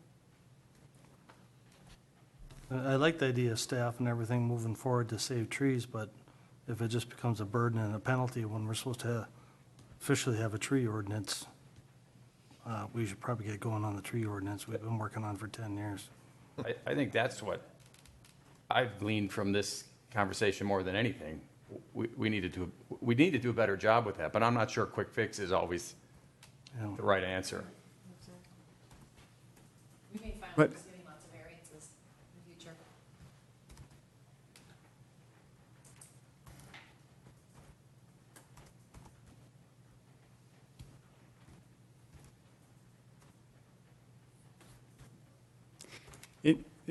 And I didn't want to state that this is a quick fix that hasn't been tried and hasn't been tested. It has, and it's just an easy fix going forward. Again, the Chaska has been using this for 20, 30 years and hasn't had an issue. They've approved PUDs throughout the city, so it has been used. Mr. Chair, may I ask Dave a question? As long as he's been participating thus far? Sure, he's been offering some good background information. Dave, have you done a study in your land? If this was truly applied to wooded acres only, at an 18% grade or greater, how will this impact you? It won't impact me really a lot. I'm looking more at, Marsh Lake. I see the topography that's there. And The first time I ever drove the property was last year. I've never really been on the game farm. I mean, I hunted it once back in '76 or something like that. So it really doesn't impact me. I'm just looking at what's the right direction. And if you know, I'm pretty vocal about, what I feel is right, just being involved with it. And I don't agree with Chaska and, with everything that they do. And it just, you got a unique situation here, and you got different contours. And here, you're looking to spend a lot of money on this lift station down below there. And if your density goes, poof, away, where are the units that are going to pay for it? And that's why I think it's got to be smart planning, Yeah, you save trees, but you do it in the sensitive areas or try to develop around it rather than just have a blanket thing. It's such a unique piece of property. I don't think, unless you've walked it, you really understand the topography there and right. I'd say and that's 80% of that land would be affected by this rule. I'm probably making a couple people mad here by what I'm saying, but it's not for my benefit, really. It's for my neighbors. It affects me. Everybody in the community, because it can be a great place to build. It's an asset to have those trees also, so we got to find a way to save some of them. Right. And allow that lot to be developable, profit-wise, if you will. That's the main goal, is to make a profit on that property if it's going to be developed, but also to keep that natural beauty that's there. Correct. So we have to find a way to do that isn't penalizing a future developer. Yeah, there's, I have some woods, it's a steep slope, and there's no way you're going to take the trees out of there. You'd have to do some massive grading, So, yeah, I do have property, but that wouldn't affect anything from, we came in with a concept plan, and actually 4 or 5 years ago I did, and we were preserving all that, So, and we realized for erosion and everything, and you can't mass grade something like that. But, where I had some concerns about is, my property goes like this, and it goes like this, and whatever. And, but as far as trees go, it doesn't affect me immensely at all. So, Thank you, Dave. Okay. I did have a chance to talk to Sean Eastman today, the hunt master at the Marsh Lake Hunt Club. He called me directly with the concerns that we're talking about this evening. I think if we add the wooded acreage piece to the language, I think everybody's okay with it. I think he understood as well as I misunderstood that it affected anything at 18%. But in conversation with Sean today, I think if we added the wooded sector to that collectively, I think we'd all be okay moving forward with that language.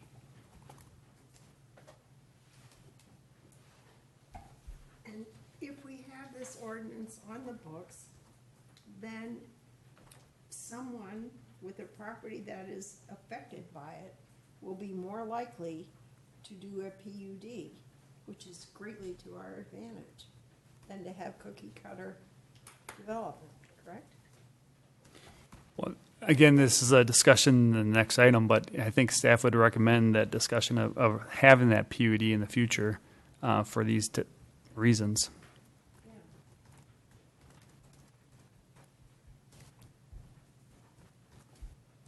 And under our tree ordinance, the definition of high tree density, which would kind of pertain to this, means a parcel of land containing 6 or more total caliber inch trees of significance, which is 8 inches, I believe, per 1,000 square feet of land.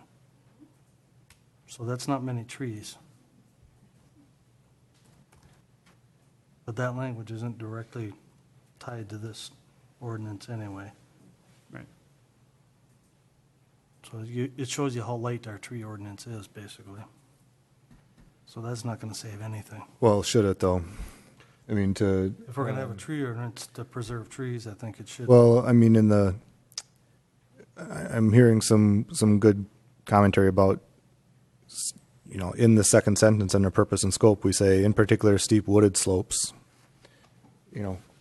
Wooded slopes does the terminology for wooded need to be more clear? Probably a good definition of it. Whatever term you just use, by definition, should that by definition get added to the section, and then that's the terminology as opposed to wooded being vaguely defined, if at all. Does that make sense to you, Pat? Mm-hmm.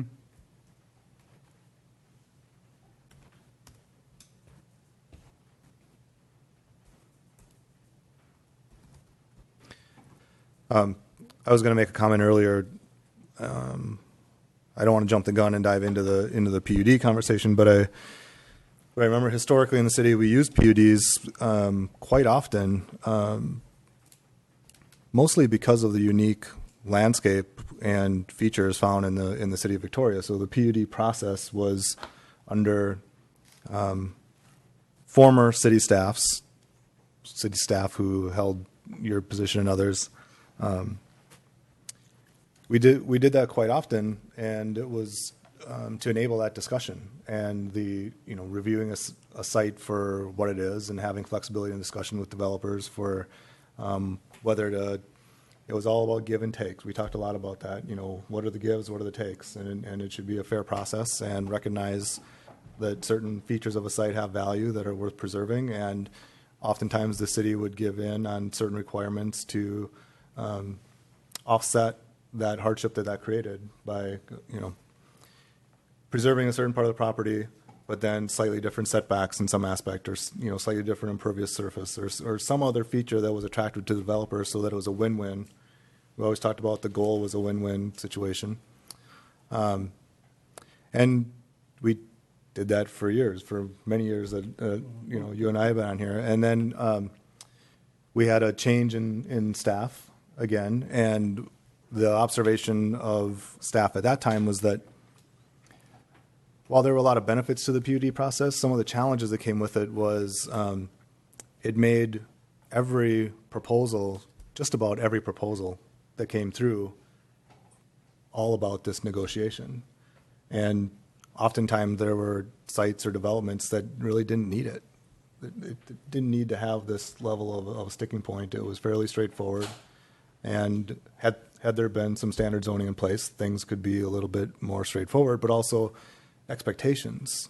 There was always this lack of clarity for expectations from the developer community of, well, what's the city going to make me do this time? Or, I know what it says, but I'm going to enter into this discussion of PUD and I don't really know where it's going to go. So there was potential lack of confidence, I think, from the developer community.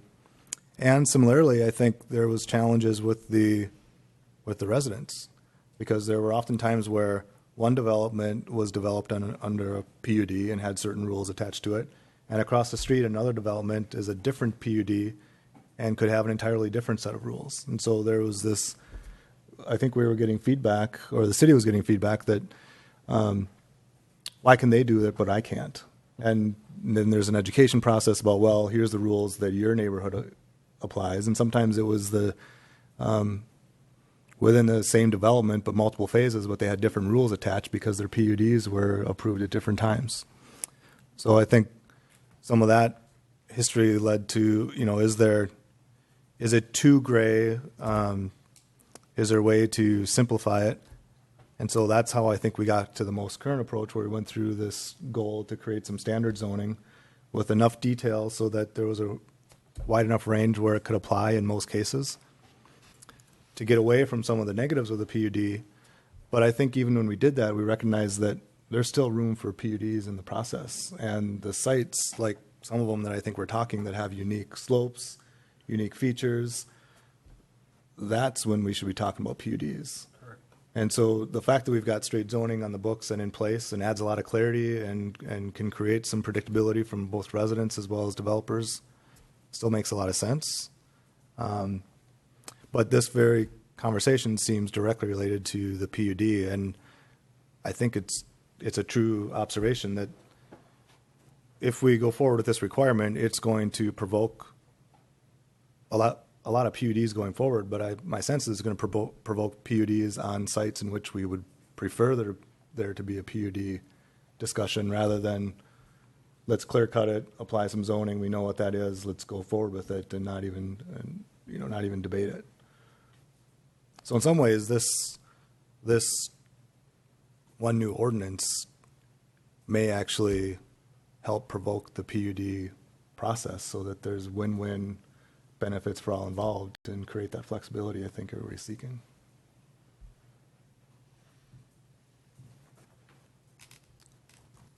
Well stated, Jeff. I agree. Todd, I know you've been around as long as Yeah. as long as I have, maybe even longer. Did I mischaracterize that, No, any of that history? You nailed it right there, and the strictness, uniqueness of this ordinance will do exactly what you said. When we get the piece of property that this is gonna adhere to, it's gonna bring it forefront for everybody to look at and say, why are we applying this ordinance to this piece of property? And how can we collaborate with this builder to make this buildable, along with this ordinance that we've put in place we believe is important. And I think that's what we're trying to do, is to energize and bring forward collaboration and let people talk about this. Not just say, this is the way it is, if you don't like it, go away, we'll get another developer type deal, where we can actually say, yes, we have this ordinance in place, but along with a properly set PUD, we have ways of making this ordinance work within your property through collaboration. But having it there in the first place, they can see it, they know it's there, and they know there's gonna be talk about this issue. If we don't have this ordinance, then we have nothing at this point. Going forward in the future, maybe we'll have a stronger tree preservation ordinance that we can deal with, and maybe they'll cover some of this for us, where slopes aren't a big deal, or if we're finding it's not coming to the fore in any of these PUDs, well then, it's still there, and it doesn't bother the PUD or the regular development at that time. Did you feel there should be more clarification in the verbiage here? And could we have that and then come to a final decision on this at our meeting, which is in 2 weeks? Well, that's a good question. I appreciated the comment that we made earlier about, can we align the definition of wooded with regard to wooded slopes, either by using a different term, the term that was already defined, didn't you? It was it's in the tree significant. preservation ordinance. And can you remind me what that term was that you said? I thought it was significant. High tree density means a parcel of land containing 6 or more total caliber inches of significant trees, which is an 8-inch tree, per 1,000 square feet of land. So that gives us a high density. That would be a heavily wooded property. So if I were to take what you just said, I think the key is adding the term high tree density. So in the second sentence where it says, in particular, steep wooded slopes, as defined by high tree density. To give it some clarity so that. But that's considering the entire piece of property and averaging it, correct? No, just Well, no, Under that's the saying- tree preservation, it is. Under the tree preservation, yep. So that was saying in any given 1,000 square feet, so it's not the entire development, it's just any given 1,000 square feet where there's, by definition, that high tree density, then that would be considered a wooded steep slope, as it would apply here. This is roughly 2/3 the size of this room. Just for perspective, I'm guessing the room is about 1,500 square feet, 30 by 50. And I don't know how that 1,000 square feet is applied. If you had a steep slope, would you take a little chunk of it, and spread it out where there is no trees? Who's Right. gonna Who's apply gonna it? draw the Who's gonna be boundaries? the rule of that? It would have to be anything within that 18%. If it has 1,000 square feet of that, 18% slope has 6 or more trees, it's high density. That's how it had to be applied. Pat, it kind of goes to how city staff would administer this, right? Like, I think we want to put the language in place that is clearly understood by residents and developers, but equally important is make the definitions clear enough that you can administer. And enforce, right? And how would you do that? Tree surveys. So I think that the second paragraph kind of helps a little bit, where it says development within wooded areas less than 18% slope may be permitted. As far as practicable, retention of substantial tree stands shall be encouraged and incorporated into the landscaping plan. Again, I think that's the intent of the landscaping ordinance in general, is to preserve the large tree stands. It's not trying to preserve every tree on a lot. Again, it's something that it's not going to be black and white. It's something that we're going to have to talk with developers on, but this highlights the issue, I think, to have that discussion. I think that's what I've appreciated about the discussion tonight is that it seems to me like this will be a good discussion when it comes before this commission or any group in terms of if the conversation's being had, then I think there's some good understanding and good intent behind it that will strike the right balance.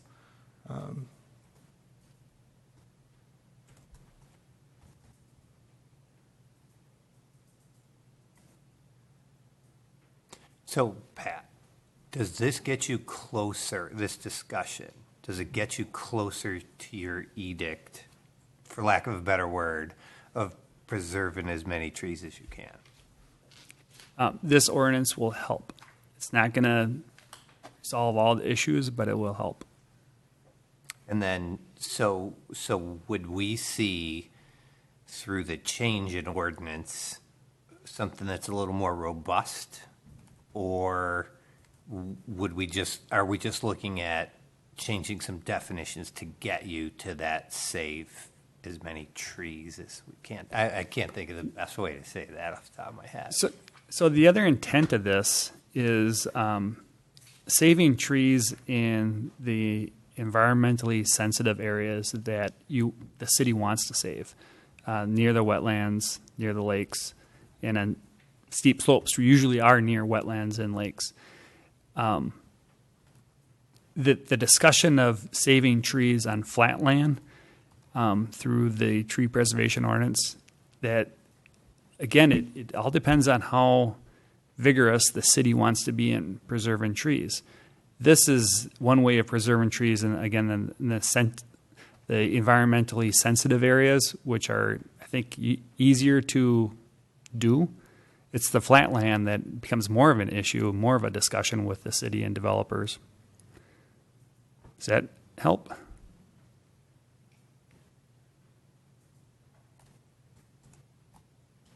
How do you see applying this language to the land by the dairy thing, the 12.5 acres? Because there's obviously it's very wooded and there's a lot of there's great change there. So whenever if this is adopted, whenever a development comes through, again, kind of like the survey, they'd have to indicate where those 18% slopes are.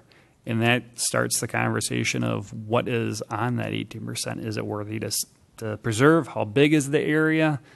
I don't know the 13.5 acres like the back of my hand, so I can't tell you how this would affect it. But that's just how the conversation goes with developers in an ordinance like this.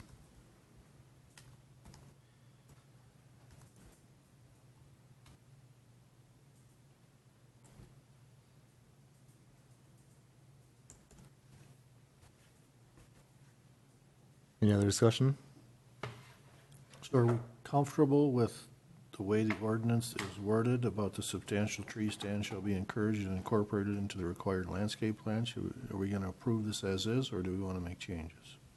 Excuse me, may I say something? May I project information? Sure. It seems like you're kind of winding towards some sort of next steps. Again, Susan Lovering. I appreciate the discussion tonight. I appreciate the time. I'm sure everyone would like to go home and conclude the evening.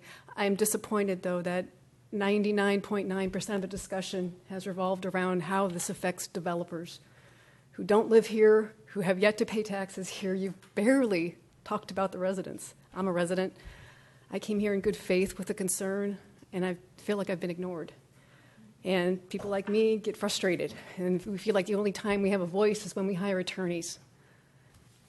So I guess I'd still like to hear someone discuss my question about grandfathering in current projects. Thank you. So a comment to that. Yeah. The whole point of this, to me, is to protect the resident. That's why we're putting this ordinance in. That's my goal. That's why I got on the Planning Commission originally, and that's why I like this, because it has brought it forward, brought you forward, brought Dave forward and all of us to talk about it for 40 minutes, which would normally take a 5-minute talk about this. So I really think our goal is to protect the residents here. I appreciate that. I haven't heard resident. I've only heard developer. Yeah, 'cause Developer. He's, So he's the one that's causing this to be brought up, the developer. is it? Yeah, we know? basically it is. So how can we say that when the developers come in, no, we want to save these trees for our residents and for our community because it adds value. And that's really what this whole ordinance would do, I personally believe. And it actually has a much wider ranging impact, including people who have nothing to do with the developers' residents. So I guess I would like someone to comment on my request. Thank you.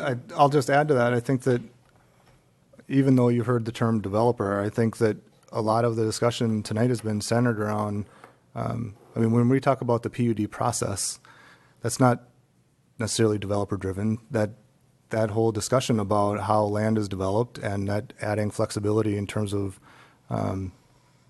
protecting land values, protecting amenities to the site in the city, I think that is resident-centric. We're going to have to agree to disagree on that. I was very involved with the PUD, with the Waterford development, with the Committee of Citizens that live on the lake. And we see the PUD process a little bit differently. We felt it was very developer-friendly. It completely ignored the shoreland ordinance.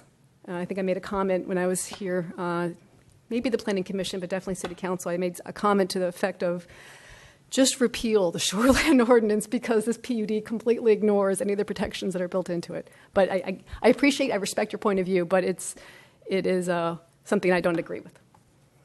Could I ask you? Certainly. You've referred more than once to grandfathered in. Yes. Could you be more specific about that? I'd be happy to. Yeah, so we have a property line that we share with Mount Olivet Lutheran Church. This goes back 4 years of Planning Commission and City Council meetings, which I will try not to bore anyone with. You certainly can access the record at your own time. Long story short, the city, as part of the approval process for their large expansion, which included putting a significant parking lot on their northern end of their property, which we share the property line with, there's a chain link fence that lines the entire property. The city required the church to replace that 4-foot chain link fence with a 6-foot OPEG fence along the line of the property. We've had a lot of issues with the church and their administration and their builders and architects to get them to comply. This is 4 years in one sense, but at least almost a year and a half of them trying to get them to comply with this. I fear that if this proposal is enacted in line with a pattern of trying to avoid complying with this requirement, they will use it as leverage to not have to complete a fence to replace that. 18% slope. I don't know for sure. It probably is. There's some woods there, both good and bad trees. I've having some deja vu, with all due respect. About a year and a half ago, a lot of zoning ordinances were brought to the Planning Commission for change. One of them including reducing the setback for a parking lot from 50 feet to 25 feet. This went through planning, went through the City Council. Then a month later, the church came back with a request for a new building permit, which happened to include a parking lot much closer to our property line. I'm a little paranoid, but I've learned to try and protect what I believe is the city wants to enforce, and I just want to make sure it's clear so we keep things transparent. I apologize for continuing your long evening. I just want to make sure I'm understood. Explaining certainly grandfather. So it probably wouldn't affect just my project. Certainly want to. I think it's a reasonable request. And if it isn't, please let me know. And if you believe it is reasonable, I'd ask you to please request the city planner to include it in what sounds like is going to be revision to this proposal. Thank you. So, Pat, I think with regard to grandfathering, I don't know that we've ever talked about with a specific policy whether grandfathering applies, but in terms of how any new ordinance would apply to either projects that are in process or have not, I mean, there's a trigger, right? And is it the building permit, or what is it in the process that any new ordinances or amendments would apply to any given project that's happening in the city or is yet to start? So grandfathering means that if a house structure has already been built and the city passes an ordinance that makes that house structure in violation, it would be grandfathered in. And that house structure may remain as is, can be repaired as long as they want. In this certain situation, it's not the intent of this ordinance to prohibit putting a fence in a steep slope area. The intent of the ordinance is that you're not mass grading a large wooded area for development. So the grandfather also goes to an existing open active permit also. So if that permit was pulled and approved by the building official at that time, and then that ordinance wasn't in place, that ordinance does not affect that building permit if the project's not complete. Right. That's correct. And also with the fence, that was a conditional, that was a condition that was put on the building permit at that, or the agreement, I don't remember the language, but that fence. So that fence was part of the development at the time, but that's really something for another. That was the original permit. That was in 2014. They came back in 2017 with a revised building plan that did not require CUP. But this fence requirement was added to the resolution through another process like this. So it's in place. It is in place, not through a CUP. So then it will be built, regardless. That's It's required to be built, yes. By the time the permit, to final that permit and get their CO on that permit. Correct. To have the fence in place. It is correct. So thank you. It may not be the most timely thing, but permits are allowed to exist until a CO is issued, so. Which is why we have been patient Yeah. for the last year and a half. But I just wanted to make sure agree. that we're all clear. Thank you. But to be clear, this ordinance that we're talking about tonight would not apply to that example that was shared based on timing, but also just based on relevance, because that's not the intent of this ordinance in terms of the steep slope impacting fences and other sorts of things. Okay.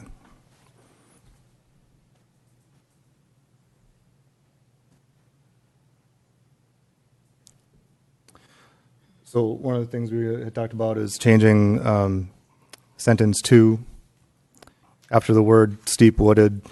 I don't know if it's in parentheses or whatnot, but as defined by high tree density.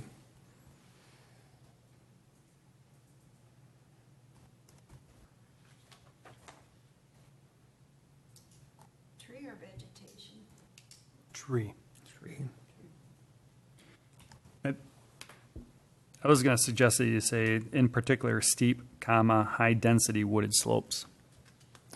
Well, one of the things so there's a definition in the tree preservation ordinance, which the term is high tree density, and then it gives that definition. Right. So High tree density. it seems like using that terminology, high tree density, and not only because it's defined as such in a complementary way in the tree preservation ordinance, but then also whatever ordinance this is, I assume that there's an introductory definitions. Right. So it seems like we'd want to add that definition here, either by reference or actually restate it so that it applies here. So I agree with you, Pat, that we're trying to get to the same intent, but it seems like using that term, high tree density, is important. Right.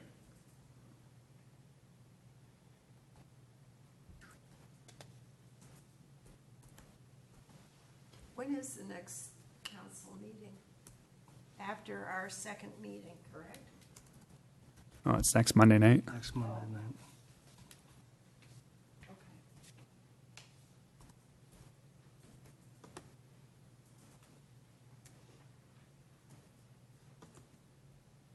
So you'd like to have this buttoned up to take to council for next Monday night, is that correct? Not necessarily. We're not going to have a development in the next couple weeks. So we could then wait till we see this language on paper. Yeah. It's up to the planning commission. Well, We have the language in front of us. It's 3 pages later, right? This is the actual ordinance that's being proposed. We're just Yep. going to amend that language. Okay.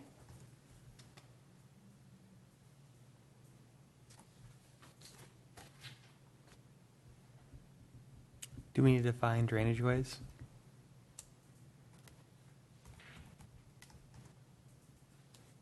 Is a watershed a drainage way? Do we have a definition for drainage way?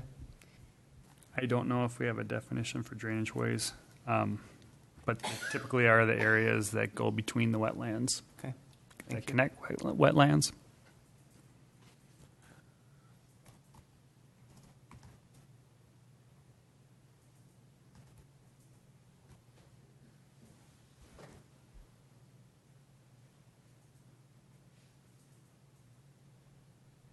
What you need, Jeff? You're pondering. Just any other changes or discussion language? Or anybody prepared to formulate a motion?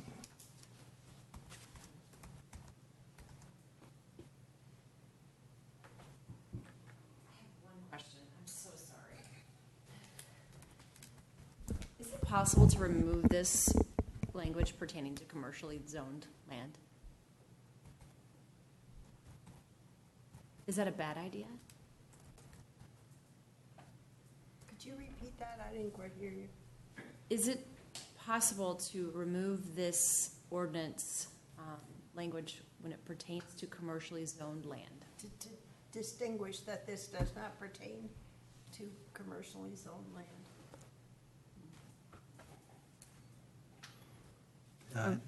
I'd be totally against that, just for the fact that that's some natural buffering some of those areas.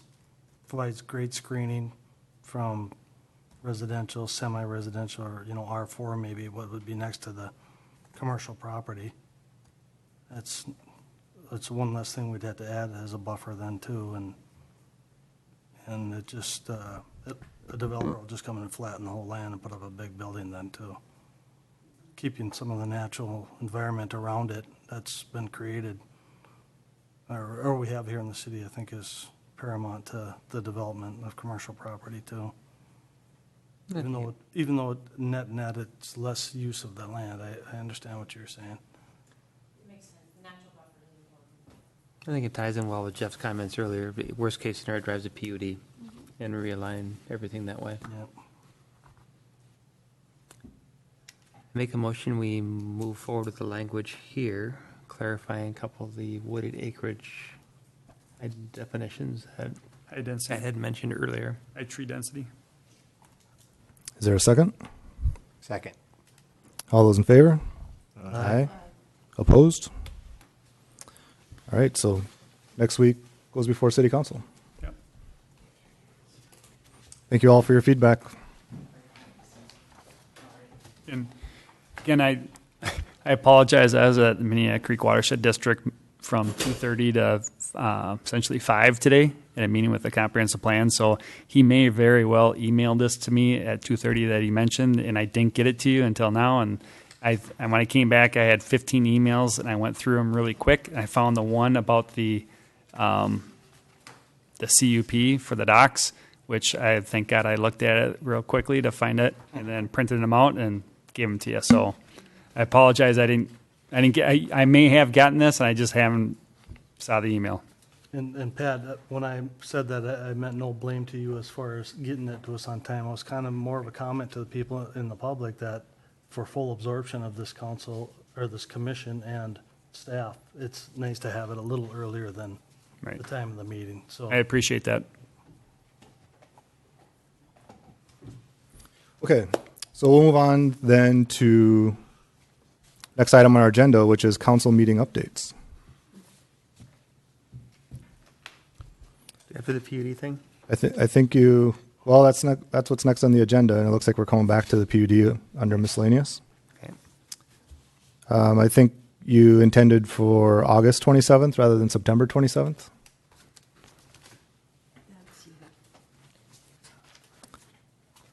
Did anybody attend that meeting, or Pat, do you have any? I watched it. It was boring. I mean, Did you see mine? I talked there for 20 minutes. that's what I At said. the very end.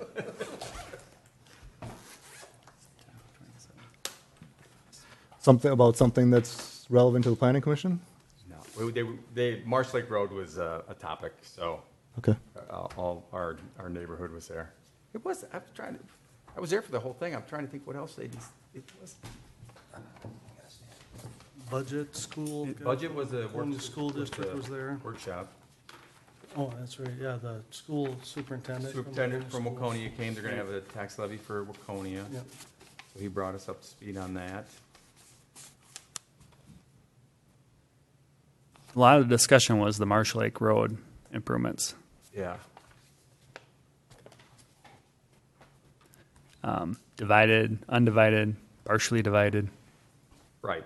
and the details between the three of them. Well, I could give you 40 minutes on that.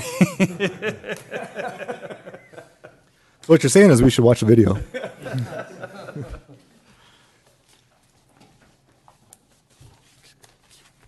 All right. Well, unless there's anything more on that, we can go on to miscellaneous. You want to take these in order? Sure. First up is future code changes. So again, we're trying to highlight code changes that may be coming in front of the Planning Commission. One of the things that has staff has been talking about was requiring as-built surveys for new houses to ensure that the grading that was proposed is the actual grading that results in the plans. Right now, I don't think our code requires that, so that'd be something that we'd like to change. So you may be seeing that in the near future. Is there some intent there? I mean, is that validation influencing,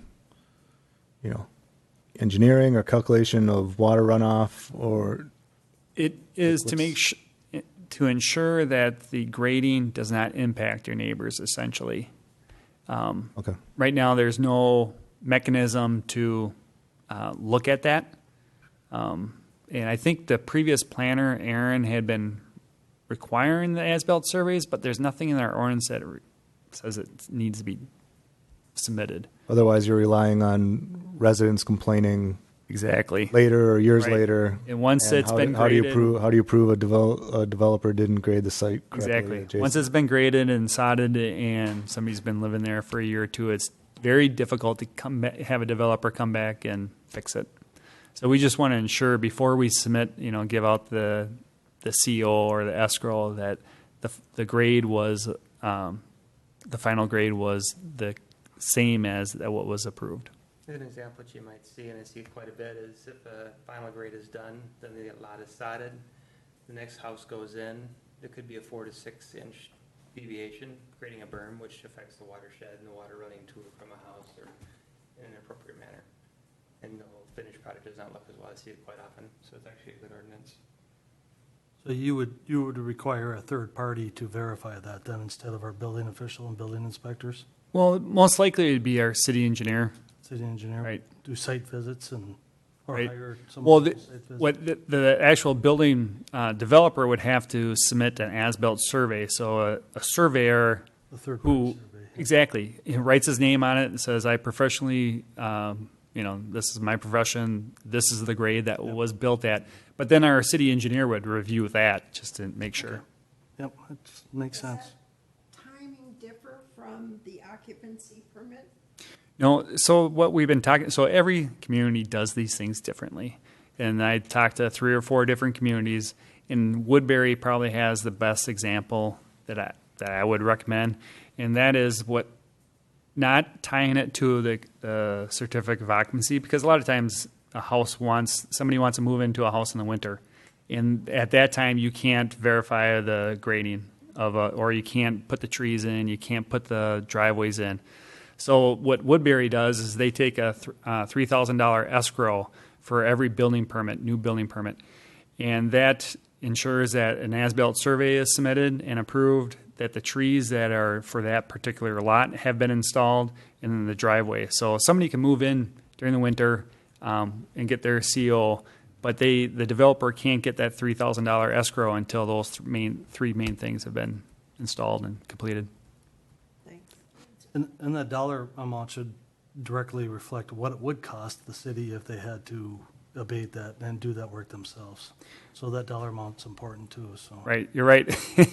In Excelsior, we found out that our escrows were almost too low, and developers and builders would just go ahead and eat the escrow. Yeah, go ahead, you can have it. Yep. So you're right. It's got to be enough to cover the cost, or even more so. Good. Anything else under future code changes? Did you have any? Nothing that comes to mind at the moment. I have one thing I would like to bring forward again, the chicken ordinance. I've been approached again by the 4 interested parties, especially the one family that was here that brought it forward to us many months ago, half a year, 9 months ago, I'm not even sure, but they were looking for some settlement or some language or something to move forward with that before they went and had the expense of building one and then find out we can't have them. It was a project for the kids, and there's other families I know interested without naming who they are and what, but they're interested in seeing that language move forward and get something in position so they can know whether or not they're going to be able to have one and what they need if they do. So if we could somehow get that rolling again with staff's time, of course, to get that language rolling as soon as we could. Has that been discussed at the Planning Commission and City Council level already about the idea of allowing chickens? Yep. We had a couple meetings with Planning Commission. Okay. It was quite entertaining, actually. There was some language set up already, though, that was a good base. The number of chickens, the size of the runs, the heights, the entrances. So somewhere there's some language already started. It was a different city that already had an ordinance created, Yeah, I think, if I remember we brought together a bunch of them. I had brought a bunch of handouts in from different cities and kind of did some research on it, and it was. You have? I did, yeah. Okay. I brought it to staff at that time, so. Your input You together. can email me anything you have. That'd be great. If you I think staff has it all. The most difficult part of this position is trying to find things Right. in the I'm computer sure files that- and the I'm sure paper that's what files. hasn't been in front of So us. that's why I say if you have it, email I'll see us. if I still do. Yeah, that'd be great. Thanks. Aaron had a very nice PowerPoint presentation put together on it. If you Okay, can we'll try to that. find it. Actually, you can have too many hens, miss too much clucking. It was quite entertaining. Yeah, and there was some other ordinance that we talked to. Do you remember what city it was? There was another city where there was an ordinance already out there somewhere. Yeah, a lot of them have them. Crystal, St. Louis Park. And we don't have anything. So that was where it was going to have to be created from chicken scratch. Pun intended. All right, with that, we're going to move on. Next up is no planning commission meeting for September 24th, but I think it sounds like that's changing. We could do that, yeah. Right, so that meeting is now, it actually is supposed to be the 18th. It's the 18th, thanks. Yep. And based on earlier discussion, I think we're saying that there will be an agenda item for the 18th, so that meeting will not be canceled?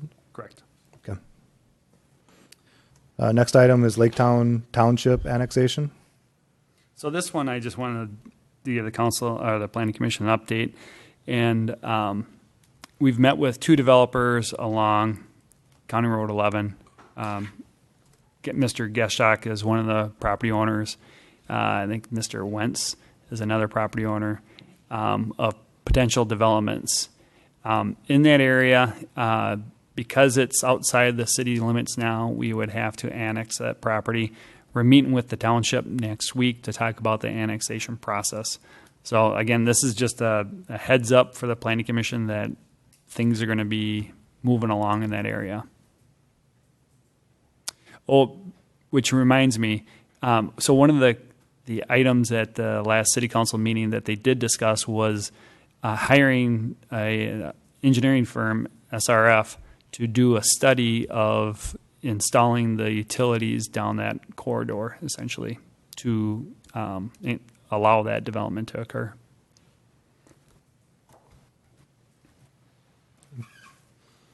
So with that moving south like that along County Road 11, we're bypassing to the south or sistering to the east, I guess, of Marsh Lake Hunt Club. How do we annex after that? Can we hopscotch? I mean, you know what I mean? If we decided to go farther south and west, do we have to include Marsh Lake Hunt Club at that time? I mean, No, you don't need to. So the city and the township, we have an orderly annexation agreement, and we can annex the properties that we deem necessary for development. Okay. It doesn't have to be the property owner agreeing to it, but we probably wouldn't. It wouldn't be. It'd be the best interest of the city to only annex those areas that are going to be developed. Not any additional areas. So, I mean, is it possible that Marsh Lake Hunt Club, with its ability to stay open through state statutes, be surrounded by annexed property of the city and them not be annexed? It's possible, yeah. Okay. It's just actually Schmieg Farm has a wish to not be annexed also, even though some of those utilities are going to come possibly down their land, which would be kind of interesting. Yeah, they still have property on the north of the road too, so. Okay, thank you. All right, moving on. The next item then is PUD. Do you have a presentation for us, Pat? Yeah. So this probably has already been discussed tonight. And again, this is being 2 months here and hearing the discussion from staff. It'd be good to have a discussion with this planning commission as the planning commission has been here longer than a lot of the staff members. So I thought this would be good to have that discussion. And the other reason I want to bring it up tonight is that Bethesda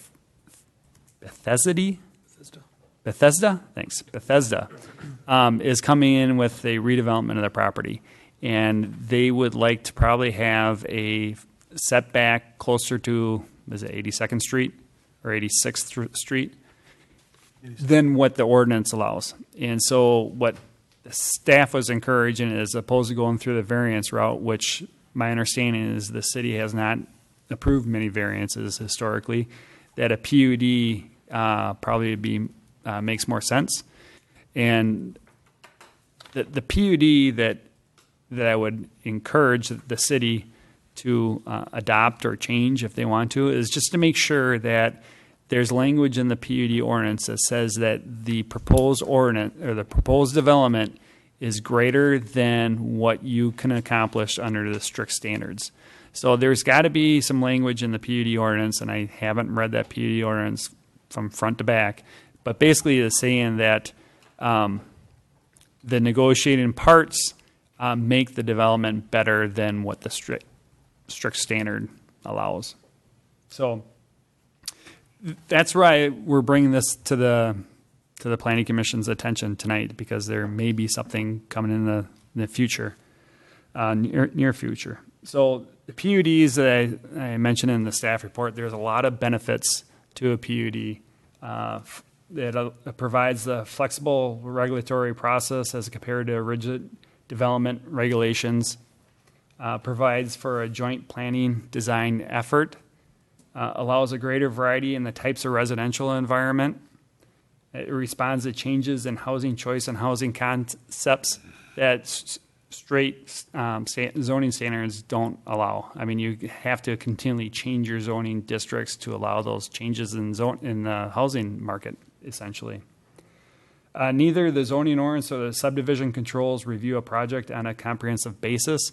A PUD allows the staff and the Planning Commission and City Council to do that. Allows the regular use review of the comprehensive plan goals. One of the benefits of them is having that discussion of what the comprehensive plan, what are the policies of the comprehensive plan, and having the PUD, having that discussion. I know it takes more work in negotiations, but in the end result, I think the city's better off because we're always going back to the comprehensive plan, referring that in staff reports and in discussions with the Planning Commission and the City Council. But it also gives the city leverage and flexibility working with the developers. Again, my experience of working with Chaska, Kermit Crouch was the supervisor there, my supervisor there. He had been there for 20 years. And when he retired, they had so many accolades of people saying, I can't believe how much Kermit was able to get out of developers. And a lot of it was not only his personality, he's just a straight shooter, and he was a good guy to get along with, but it was also because they used the PUD ordinance. It allows the flexibility and the rezoning to have that negotiation with developers. And here's the pyramid of city review that I did in my Planning 101 with Laura and Bob. And that is, it gives this, in the green area gives the city the most leeway and creativity. And that's the comprehensive plan and the zoning and subdivision ordinances, creating the zoning districts, the PUDs. Gives the city a lot of leeway. There's not much in fear of litigation because the city controls those PUDs. Then it gets down to applying the ordinances, applying the comprehensive plan. That gets a little more restrictive of the city's flexibility. Subdivision applications, they have a little more flexibility because you're looking at things like landscaping plans, roads, road widths, things like that. Conditional use permits, there you're talking about the 4 conditions in that we mentioned today in the docs. If you meet those 4 conditions, again, those 4 conditions are open for interpretation, but technically if you meet those conditions, you should approve the conditional use permit. Variances, it's even more tighter of approving what difficulties are. Then the least flexibility for a city is the plan review and building permits. And so one of the things that Paul and I talk about is some provisions in the sign ordinance. They talk about the whiteness of a sign, and staff has to decide what that whiteness of a sign is. We don't like to be in that position. Reviewing sign permits and building permits to have interpretation, that's our least amount of flexibility, and we want those building permits, sign ordinances to be as black and white as possible. So because of this. So with that, again, staff would hopefully the discussion of PUDs hasn't gone down the road that the city is not allowing those in the future because, as I mentioned, we would encourage them to have that discussion, and I think it results in a better development.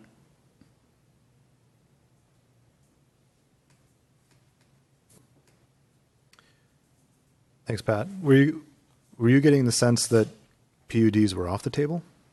Yes, that's because they wanted to come up with zoning districts that people were able to go ahead and approve without going through the PUDs, and it seemed like the Waterford Landings had a lot of negative reaction, and they blamed the PUD process for the development.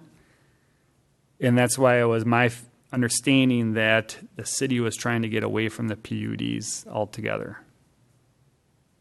Maybe I'm misinterpreting things as well. I think it's all up for interpretation, but I don't think that anything was changed in the zoning that precluded PUDs from happening. I think that my sense is that the zoning for the residential districts was more clearly defined and done so in such a way that in most cases it was most practical for staff to work with developers and point them in the direction towards the standard zoning.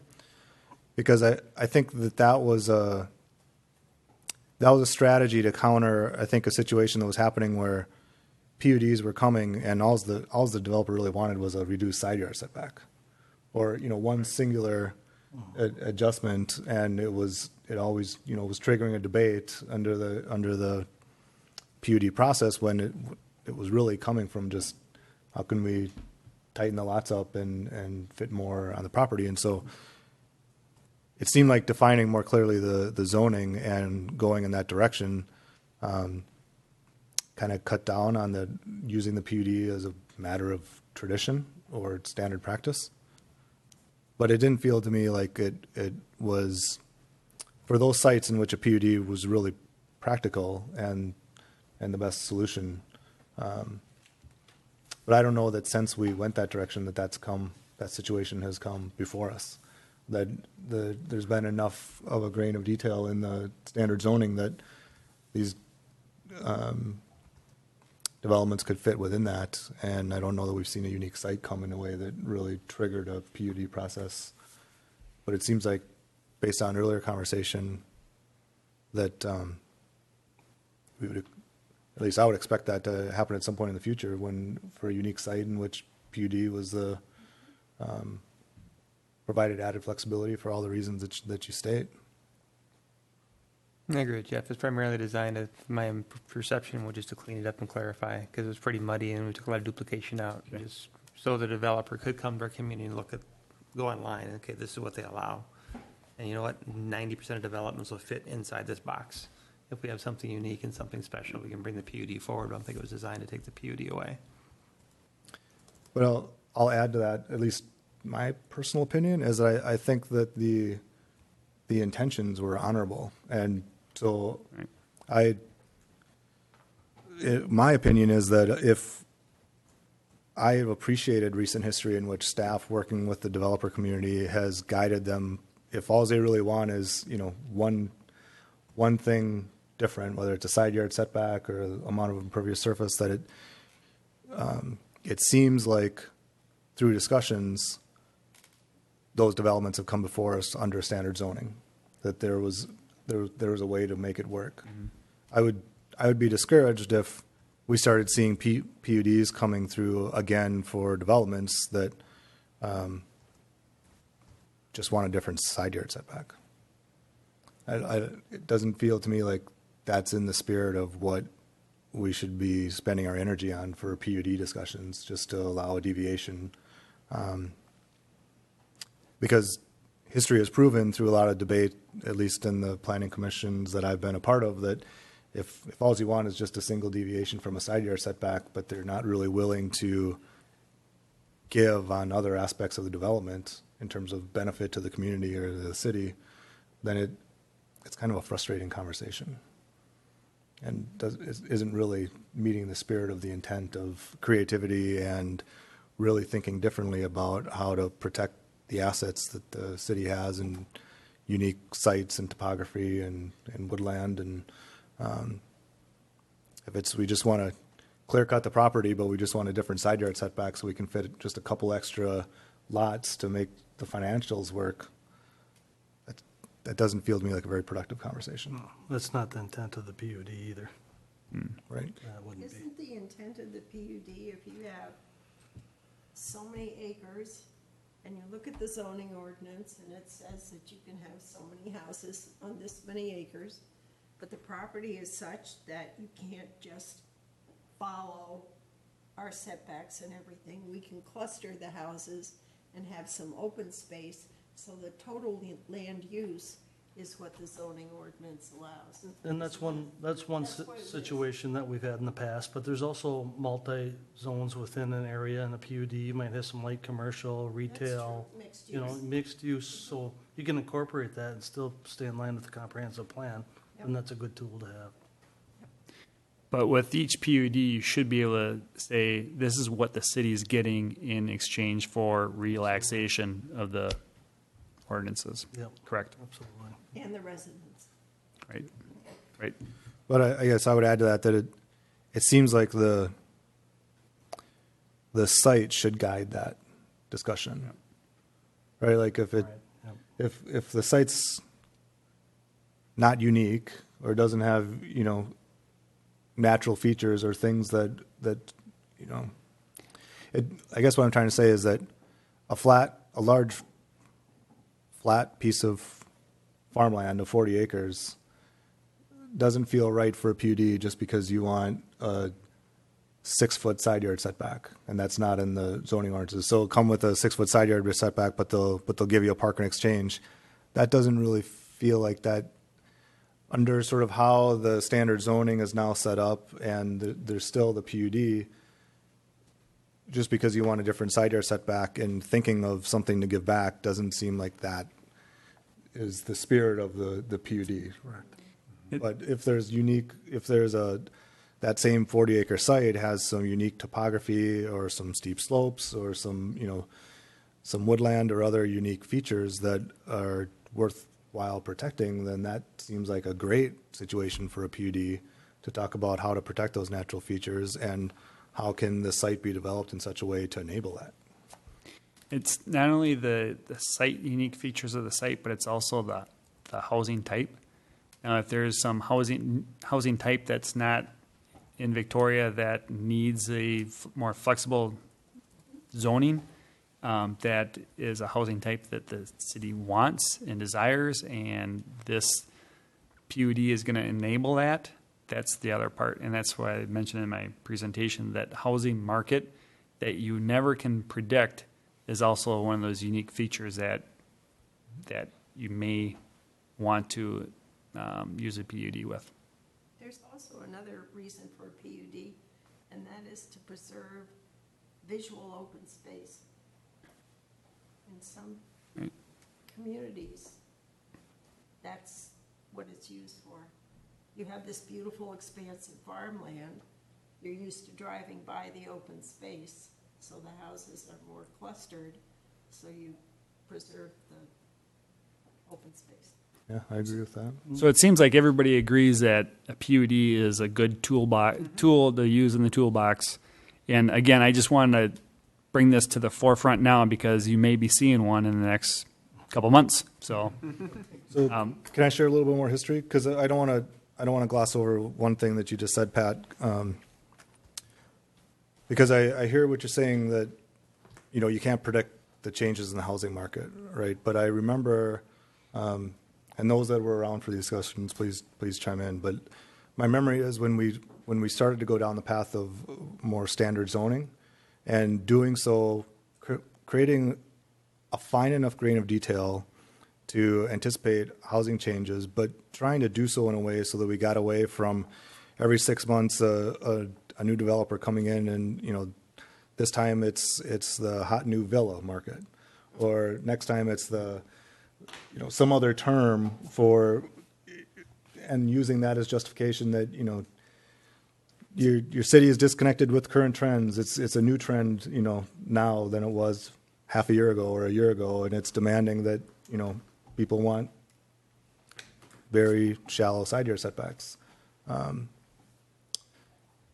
That was part of the discussion, I think, that tried to get us towards creating standard zoning so that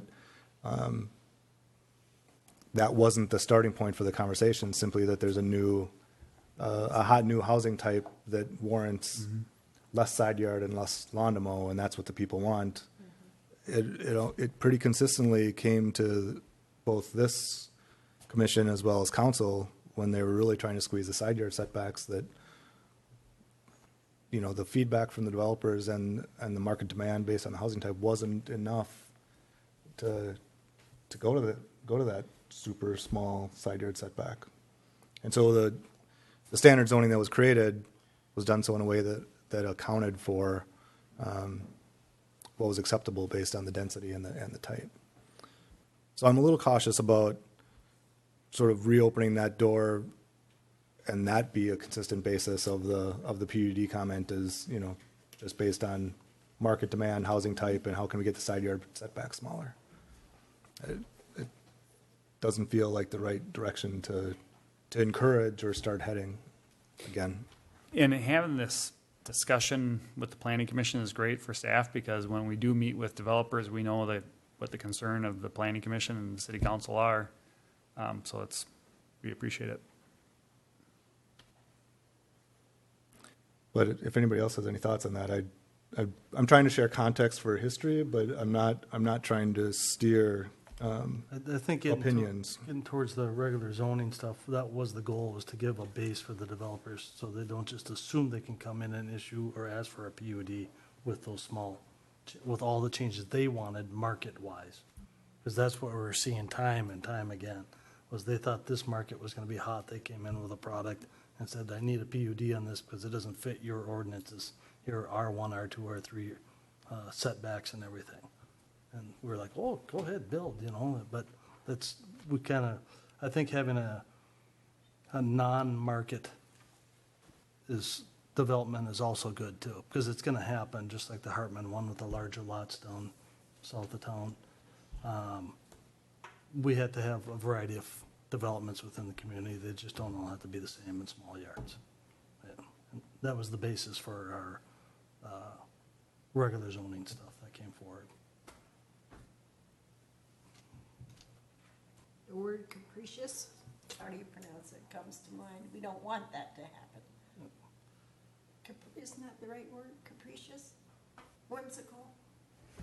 You know the word I'm saying? Yeah, you're right. That's what attorneys use when you're talking about rezonings. But they use that when their clients aren't getting what they want. But the city has the authority to rezone and create zoning districts based on uses, and they could be different than others.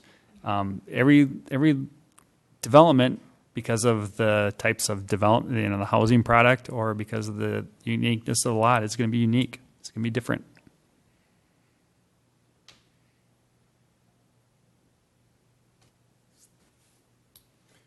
Any other comments or questions about PUD? I think it's ironic we've had this discussion 4 times, but maybe that's a sign we've been on this commission too long. I agree. You know what I mean? Well, but You know, the whole 2040 comp plan, when that was created, and obviously it's not finalized, but when that was in the works, was demographics a consideration? And people that may want to live in Victoria, young families, were those considerations when discussed for future residential developed areas? Was that a factor? Mm-hmm. Okay. Yeah, I think senior housing was a big discussion point. Okay, good. Yeah, being able to live in Victoria your life, young, and old, or any spot in between there, and we're kind of shy on a couple of those ends. I was going to add a comment to what you said, Todd. I think that because we've been on the commission long enough where we've seen turnover at the staff level and also at the commissioner level. I mentioned earlier tonight about that balance, that there's the balance of sort of clarity for residents, clarity for the developer community, and but it's also balanced with the ability for staff to administer and work and partner with those same residents and those same developers, right? So I think the fact that we've seen attitudes and philosophy change, maybe, back and forth, maybe 3 or 4 times, some of it's related to either staff's previous experience or preference. Some of it's based on, I think, feedback that as a city and commission has been shared over time. But I do think that history adds good context, right? Because I don't know that it benefits any of those parties to swing 100% one way or the other, based on who the current staff is or who the current commission is. There's some value, I think, to a steady approach. So as much as we can share context and lessons learned, I guess my opinion is that maybe gets us to the best solution and may prevent us from swinging way too far in one direction or other. Because what's interesting, Pat, is I think that you've outlined a lot of pros to the PUD process. But I remember seeing a presentation where I saw equal amount of cons to the PUD process. And that helped us move in a different direction. But it wasn't without the benefit of previous experience and having, several of us having been involved with doing it one way and then applying some of those lessons learned to get to a slightly better way. And I suspect after hearing your presentation tonight and our discussion that we might nudge a slightly different direction, but it's like the best of all, at least incorporating lessons learned in some of the history. So. I never want to be one say, well, we did it this way before, so therefore that's how we should do it again. I'm always really appreciative of history and context and lessons learned, and just keep improving.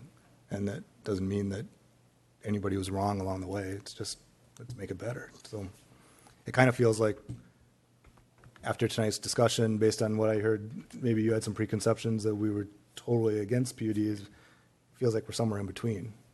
But applying it in the right situation is probably what it's going to be the best outcome.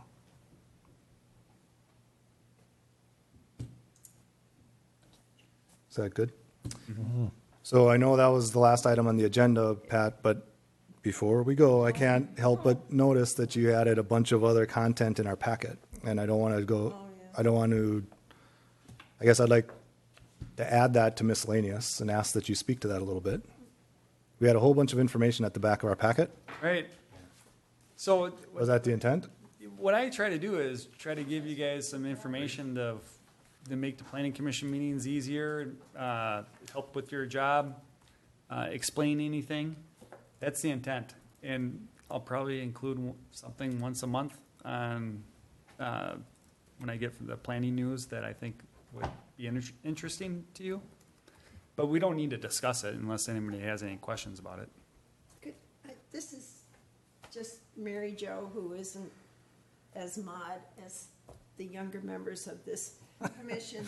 Is there any way that something like this could be handed out at the meeting rather than us having to print it out at home? Your instructional material, or at least to some of us if we request it. Yeah, that's the other thing. I'm kind of old school, and I like looking at plans on maps on paper. And if anybody wants to get the packets in paper because you like to see the plans in hard copies, we're more than willing to provide those copies for you. Come in the Friday before and pick them up. Right. So you just have to let me know. I have to print out a copy for the meeting anyways. All I have to do is hit print 2.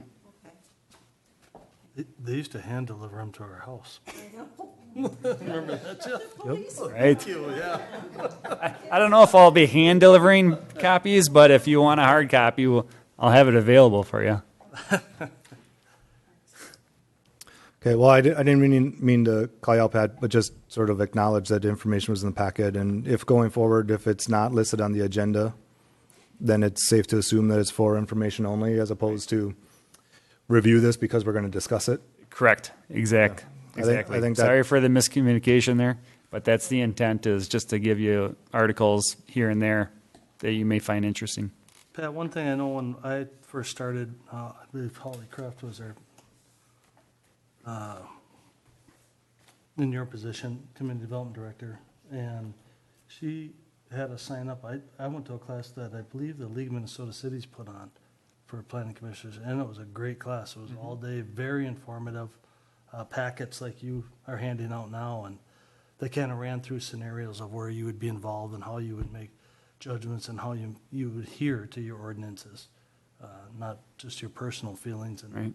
It was a really good class. I think if anyone's interested, go in the League of Minnesota Cities and look that up. The city had paid for it at that time if you wanted to go. I think you can learn a bunch from that class for newer members. So just a thought. I've attended 3 classes that Ben put together for us when I first started. It was quite informative. Was good. I try to cover a lot of that in that Planning 101 that Laura and Bob did. And that was the basis of that class. Right. Yep. Mm-hmm. Any other items under miscellaneous tonight? No, sir. Hearing none, I make a motion to adjourn. Is there a second? Second. All in favor? Aye. Have a good evening.